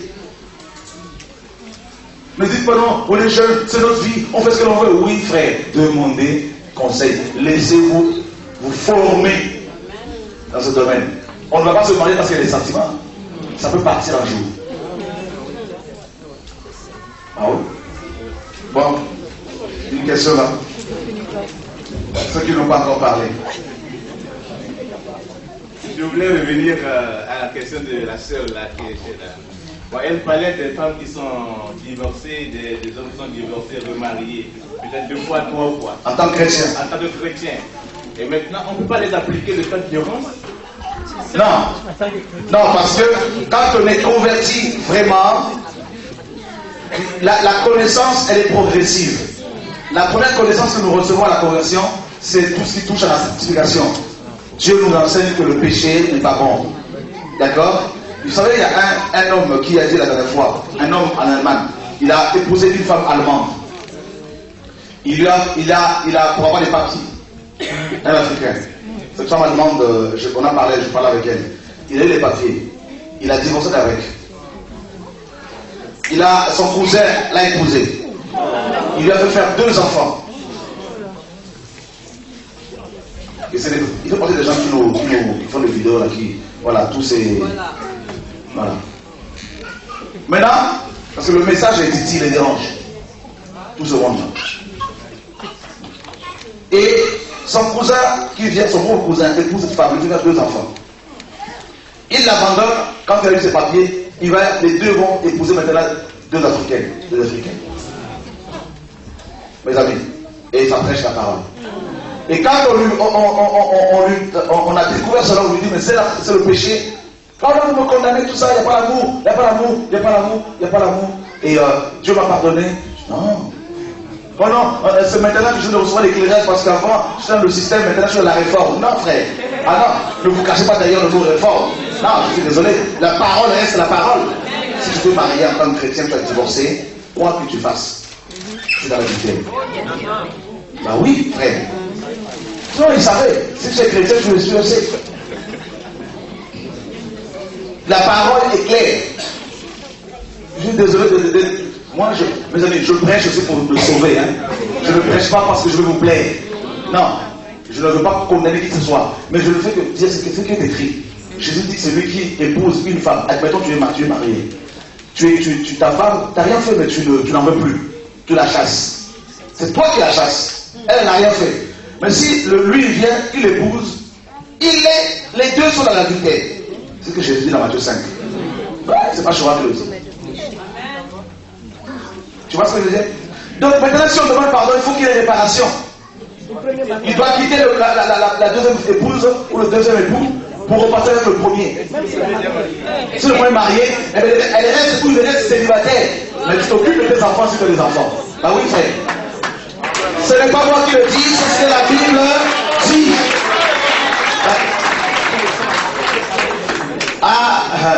Tu dois t'occuper de ta famille, des enfants, tout ça. Mais il faut arrêter le péché. Écoutez, ne m'en voulez pas, je suis désolé. Dieu nous fait grâce d'avoir l'éclairage de la parole. Mais nous sommes son nom. Vous savez pourquoi les premiers chrétiens étaient persécutés? Parce qu'ils prêchaient la croix. Nos combats, là, toutes ces vidéos que vous voyez, les gens font là, tout ça, toutes ces choses-là, à cause de ce message. On n'est pas parfait, c'est vrai. Mais parce que nous voulons vivre la parole. On va dire, il n'y a pas l'amour. Frère, c'est quoi l'amour? Mais pasteur, est-ce que ça ne va pas pousser les jeunes filles, bon, par exemple, pour 30 ans, ça ne va pas les pousser à aller après faire l'adultère, puisqu'elles doivent rester comme ça? Eh bien, c'est une question qu'il faut poser à Dieu. Ma soeur, c'est pas Chora qui a écrit la Bible. Vous savez que je n'ai pas écrit la Bible, hein, nous sommes tous d'accord. Voilà. C'est ça qu'il faut comprendre. Ne dites pas sur le message de. C'est l'évangile. Paul a dit si elle est séparée avec son mari, dans 1 Corinthiens 7, lisons-le.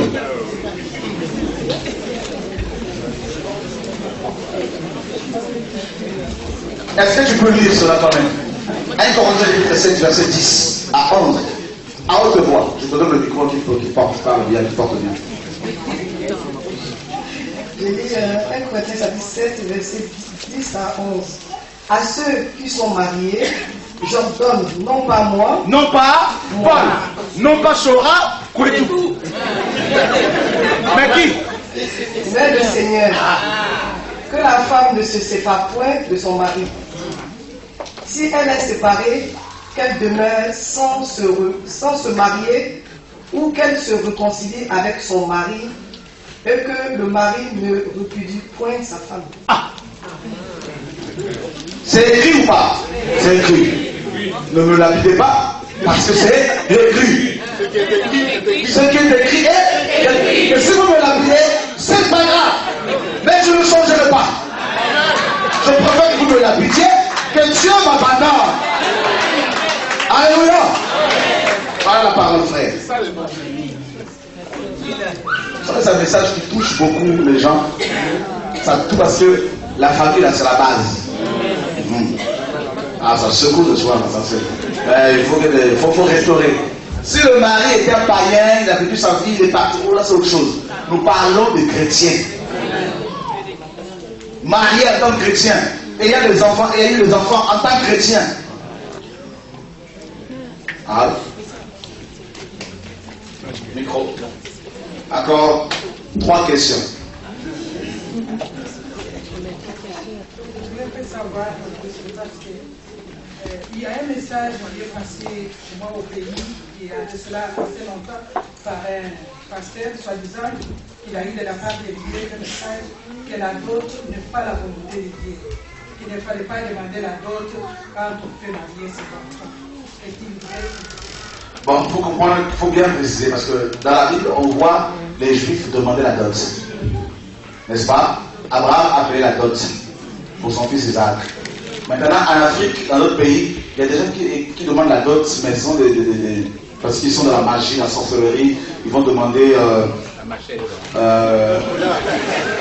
Voilà, la machette, parce que ils vont faire des cérémonies mystiques avec. Dans ce sens-là, oui, Dieu peut avoir parlé pour dire qu'il faut plus qu'il y ait ces cérémonies mystiques.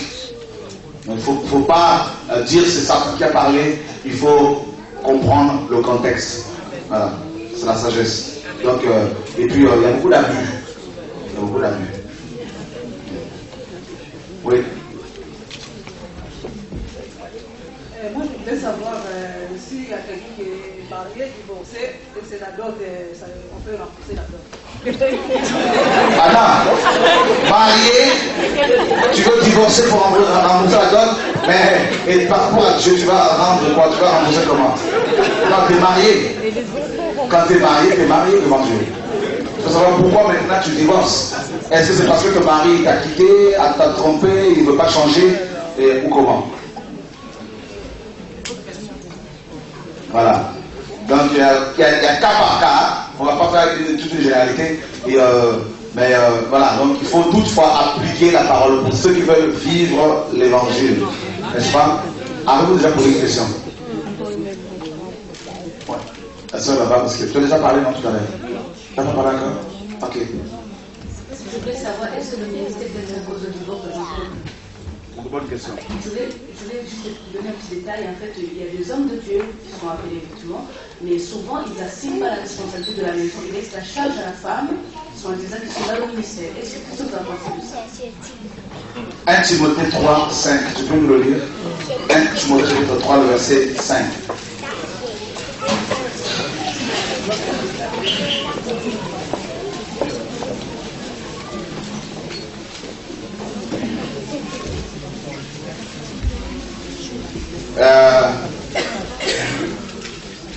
Tu peux lire, ma soeur, s'il te plaît. Car si quelqu'un ne sait pas diriger sa propre maison, comment prendra-t-il soin de l'église de Dieu? Voilà. Car si quelqu'un ne sait pas diriger sa propre maison, comment prendra-t-il soin de l'église de Dieu? C'est clair, pardon, excusez-moi. Mes amis, un homme est marié à une femme, a 2-3 enfants. Il a des problèmes avec sa femme et ses enfants. Il n'arrive pas à les régler, à les gérer. Il finit par divorcer. Il n'a pas pu gérer les conflits avec sa femme, avec les enfants. Maintenant, comment cet homme peut-il prendre soin d'une assemblée où il y a 50, 100 personnes? Si tu n'as pas réussi à conduire un véhicule de 2 places, penses-tu pouvoir conduire un véhicule de 10 places? Non. Luc 16, 10 nous dit que celui qui est fidèle dans les petites choses le sera dans les grandes. Donc, oui, beaucoup de pasteurs divorcent parce qu'ils délaissent leurs femmes, leurs enfants. Est-ce que tu sais que beaucoup d'enfants de pasteurs ne veulent pas prier parce qu'ils ont vu le comportement de leurs parents à la maison? Voilà, et c'est grave. C'est pour cela que Dieu donne ce message. Ce n'est certainement pas pour nous condamner. C'est pour nous rappeler à l'ordre. Parce qu'il va y avoir des surprises. Il y a des gens qui vont penser partir à l'enlèvement, mais quand le Seigneur reviendra, ils vont être rejetés parce que le maître leur dira: où sont vos familles? Josué a dit: moi et ma maison, nous servirons le Seigneur. Mais si nous n'avons pas pu vaincre les problèmes qui ont attaqué nos maisons, donc nos familles, comment? Si un couple dans le ministère ça ne va pas, on les avertit comme la parole dit. Si ça continue, on leur demande: maintenant vous arrêtez le ministère. Hier, j'ai eu un pasteur, un ami pasteur. On voulait envoyer un jeune qui est avec lui à mission quelque part. Il m'a dit non, il ne part pas parce qu'il veut se marier, il n'est pas responsable avec sa femme. Et on lui demande de ne plus aller à la mission. Oui, il faut de la discipline. Je lui ai dit: tu es juste d'accord avec toi. Et je me soumets. Il ne veut pas travailler, il ne veut rien faire, c'est la Bible, c'est la Bible, c'est la prière, c'est la prière, c'est la prière, c'est la prière, et encore la prière. Et vision, songe, Dieu dit, Dieu m'a dit, Dieu m'a dit, et Dieu m'a dit.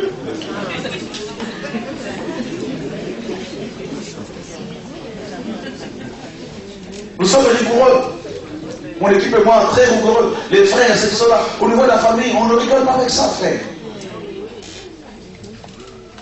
Et il faut que nous retenions à ces choses-là. Vous savez, vous allez voir vos enfants, ils sont ballottés ici et là, ils vont appeler un autre monsieur papa, une autre femme maman, tout ça. C'est compliqué tout ça. C'est pas évident. C'est pour cela, frère, il faut faire attention. C'est pour cela qu'il faut qu'on... Il y a beaucoup de désordre. Les gens vont, surtout, excusez-moi, beaucoup d'étrangers qui sont en Europe, ils vont épouser des femmes pour les papiers. Ils vont faire des choses terribles. Ils vont se marier entre cousins pour les papiers, tout ça. Des alliances compliquées. Et on s'étonne. S'il y a des maladies bizarres, s'il y a des femmes mariées de nuit, on s'étonne. Vous voyez? Et c'est pour cela que nous devons revenir à la parole. Et très peu fait de la parole. Cette parole que vous voyez, beaucoup la méprisent.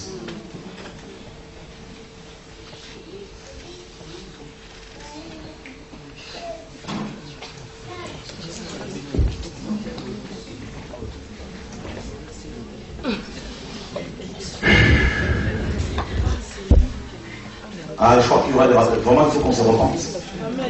Ah oui, frère. On est trop pressé. Les gens sont... Je parlais avant que tu me poses la question, s'il te plaît, comme Dieu me donne cela, mes accueils. On est trop pressé par rapport au ministère. Pourquoi il y en a qui rentrent dans la rébellion? Ils sont pressés. Le ministère, ils sont trop pressés. Mais frère, le ministère, c'est une vie de tous les jours. C'est pas forcément mission ici et là. Tu vas te rendre compte qu'au bout de 2 ans, 3 ans, tu es fatigué, tu n'en peux plus. Tu es épuisé. C'est des coups, c'est des attaques.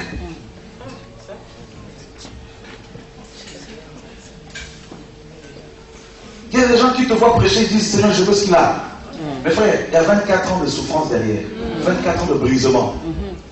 Je ne dis pas tout ce que je vis. Attention, Seigneur, je veux être obéissant. Frère,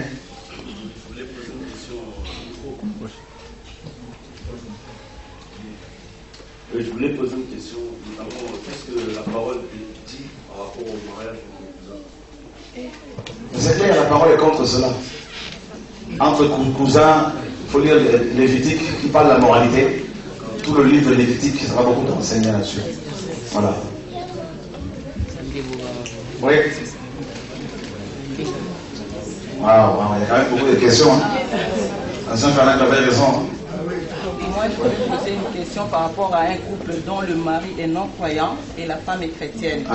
Le mari trompait sa femme et il est parti avec son amant. Ils ont fait des enfants. Et je voulais savoir, pour la femme chrétienne, elle applique le verset 1 Corinthiens 7. Si le non-croyant se sépare, il se sépare. Si le non-croyant se sépare, il se sépare. Comme le mari n'est pas croyant et qu'il est parti dans l'adultère, la femme est libérée. Ah, d'accord. 1 Corinthiens 7 le dit. Si le non-croyant se sépare, il se sépare. Mais si le païen consent à habiter avec sa femme, parce qu'il la respecte, parce qu'il est clair, parce qu'il est clean par rapport à la moralité, oui. Vous savez qu'il y a des païens qui sont sur le plan moral, ils sont de loin meilleurs que ceux qui fréquentent des assemblées. Il y a des païens qui vous disent qu'ils arrivent à 10h, ils sont là à 10h. Mais beaucoup de chrétiens vous disent à 10h, frère, j'arrive à 10h, vous arrivez à 12h. C'est une réalité. Oui, ça va, notre sœur Annie.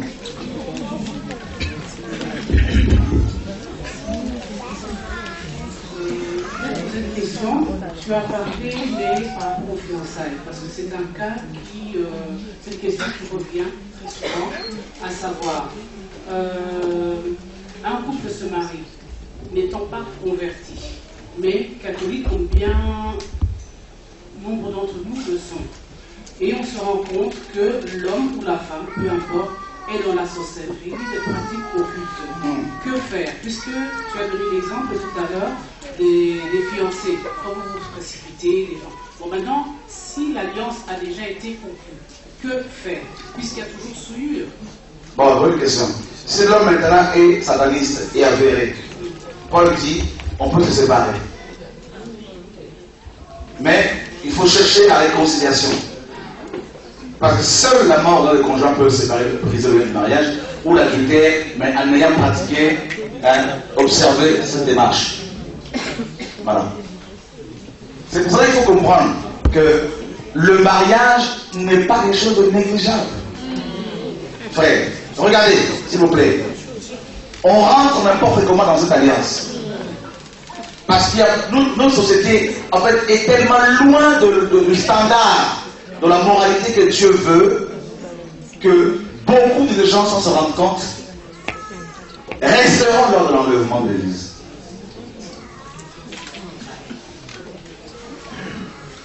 Oui.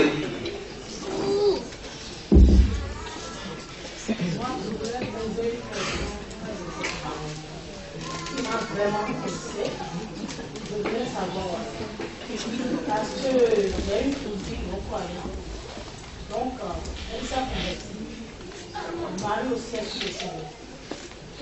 Donc je parlais au mari de ne plus aller gauche à droite, il est d'accord avec moi. Maintenant il est parti en vacances.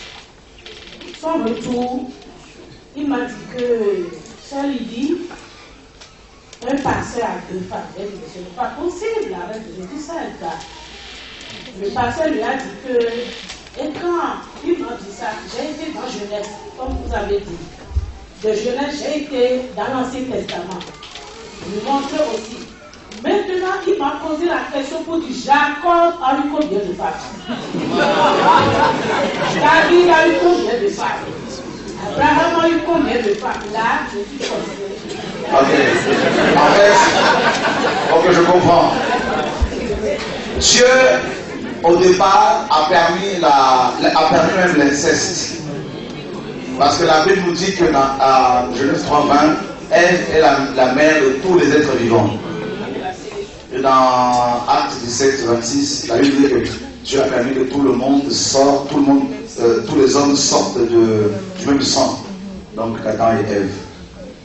Au départ, Dieu a permis l'inceste. Il a permis la polygamie pour que les gens se multiplient. Mais après, quand il a donné la loi, il a mis fin à cette pratique. Quand Jésus-Christ est venu, il nous a ramenés maintenant au commencement, quand Dieu a créé l'homme et la femme.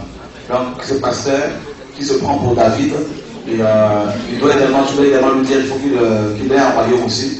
Et dans ce cas-là, notre modèle parfait, c'est Christ. Et Christ n'a pas deux femmes, il a une seule femme, c'est l'Église. Amen. C'est pas parce que de toute façon, il a le péché, donc il aime ça. Mais jamais 203. Hein, donc après, Salomon a eu 700 officiels et 300 officieuses. Donc un double 1000 femmes. Donc il peut aussi faire comme ça.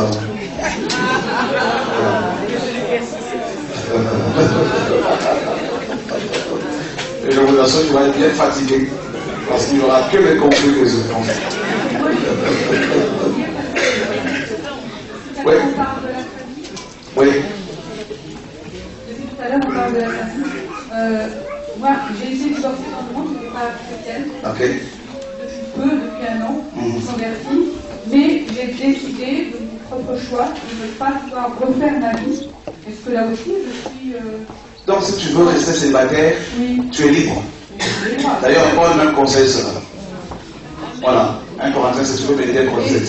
D'accord. Et une préparation familiale, est-ce que l'on peut être criblé avant d'être dans le Seigneur? Oui, tout à fait. D'accord. Et que nous en est après être. Bien sûr, parce que Dieu, pour nous amener à lui, des fois, il est obligé de fermer la même chose. Par une porte. Nous coincer. Tout à fait. Oui. Ah, vraiment, vous ne voulez pas? Oui, le frère s'est déplacé. Bien. Ah, il est violent. Moi, je voulais poser une question. En fait, la Bible, en Lévitique 18, dit qu'on ne peut pas se marier avec quelqu'un d'autre famille. Mais nous tous, on vit tous la même personne. Oui, je comprends. Mais après, tu as mis des codes. Quand il a donné la loi à Moïse, il a mis des codes, je disais tout à l'heure. Tu sais que nous sommes tous sortis d'Adam et Ève, n'est-ce pas? Et avant, la polygamie était permise. Avant, si tu tuais, on te tuait. Mais après, tu as mis de l'ordre, en fait. A mis de loi pour mettre de l'ordre. C'est comme si dans un pays, par exemple, tout le monde conduit n'importe comment. Parce qu'il n'y a pas le feu, il n'y a pas le code. Après, on met le code de la route. On met les feux, tout ça, donc tout ça à mettre en place pour éviter les accidents. Et Dieu a donné la loi maintenant pour éviter les accidents spirituels. Amen, amen. Donc le péché. Voilà.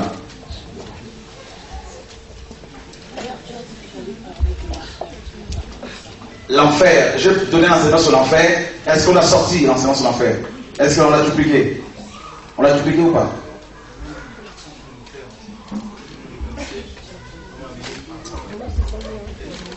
On va les appeler, ils sont en train de dupliquer là-bas. Donc on va les appeler, on va vous. C'est un enseignement qui est passé à la radio hier et je vous le recommande. Oui, on aura. Oui, mais l'enseignement était hier, on s'est enregistré, c'est filmé, non? Oui. C'est filmé. Donc ils sont en train de venir avec. Ils vont venir avec. Ouais. En fait, moi, je voulais juste savoir, j'ai été fiancée avant d'être convertie. Aujourd'hui, vu que la parole m'a franchi, j'ai demandé à mon mari de passer à la mairie. Et il ne veut toujours pas. Est-ce que dois-je fermer le robinet ou... Donc, tu es fiancée ou tu es mariée? Fiancée, en fait, on appelle la dot comme... Ouais. Donc, il est chrétien? Non. Vous vivez ensemble? Oui. Et il n'y a pas eu les noces, tout ça, il n'y a pas eu le mariage? Non, non. Ben, il faut te sanctifier, oui, effectivement. Donc, je dois... Ben, il faut lui dire avec beaucoup de sagesse que voilà ce que la Bible dit, je vais respecter la parole de Dieu. Vu qu'il ne veut pas comprendre, est-ce qu'il faut appliquer la loi ou même il faut... Non, il n'est pas de l'adultère, là. Il n'est pas de l'adultère. Non, mais lui, il se dit qu'il a payé sa dot. Donc, pour lui, en fait, on est mariés. Oui, mais vous n'êtes pas devant le maire, tout ça là. Voilà, mais tes parents attendent le mariage, oui ou non? Bah, en fait, nous les Africains, on s'est mis à la dot, les gens doivent le connaître. Mais alors, une fois qu'on a compris la parole, on veut passer à la mairie. Mais le problème, c'est que c'est chaud parce que, bah, vous savez, les maris, la nuit, ça. Donc, le problème, c'est que, en fait, moi, je lui dis, soit on arrête tout, soit on passe devant le maire, avant de continuer, en fait. Puisque moi, la parole m'a franchi, j'ai été converti. Quand on passe devant le maire. Bah, il faut lui dire ça. Bah, il ne veut pas comprendre. Ben, il faut... Vous savez, quand on veut appliquer la parole, on est persécuté. Donc il faut, dans la sagesse, tu seras persécuté. Ça c'est clair. Donc on va tous donner la prière, mais il faut vivre la parole. Vraiment, une dernière question, parce que là, on ne s'en sort pas. Ouais, le sujet est assez... Ouais, il y a une... Ouais, la sœur là-bas. Ouais. Je voudrais savoir si pour cause de divorce, si pour cause de violence, il y a eu divorce, est-ce qu'il peut y avoir un mariage? Non. Non, c'est comme vous l'avez vu. Non. Donc la séparation peut être appliquée s'il y a violence. Mais cela ne va pas vous amener à divorcer pour pouvoir vous remarier ensuite. Si vous êtes chrétien, bien sûr. Si vous êtes chrétienne. Voilà.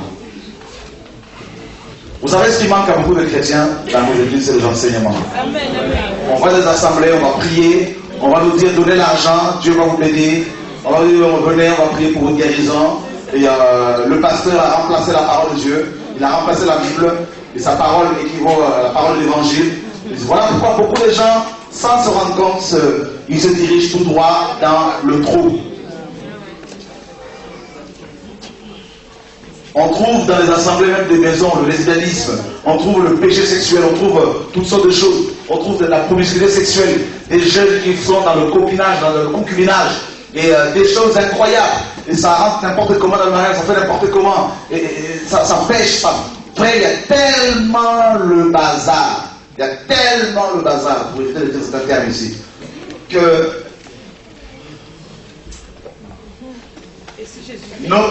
beaucoup de parents, même chrétiens, ont démissionné. Beaucoup. Et nous sommes tellement faux entre frères et sœurs. Tellement faux. On trouve dans nos églises des choses que l'on ne trouve même pas dans le monde. Mensonge, haine, hypocrisie, cupidité, tout ça, sorcellerie, divorce, remariage, jalousie, querelle, des choses inimaginables. Oh frère,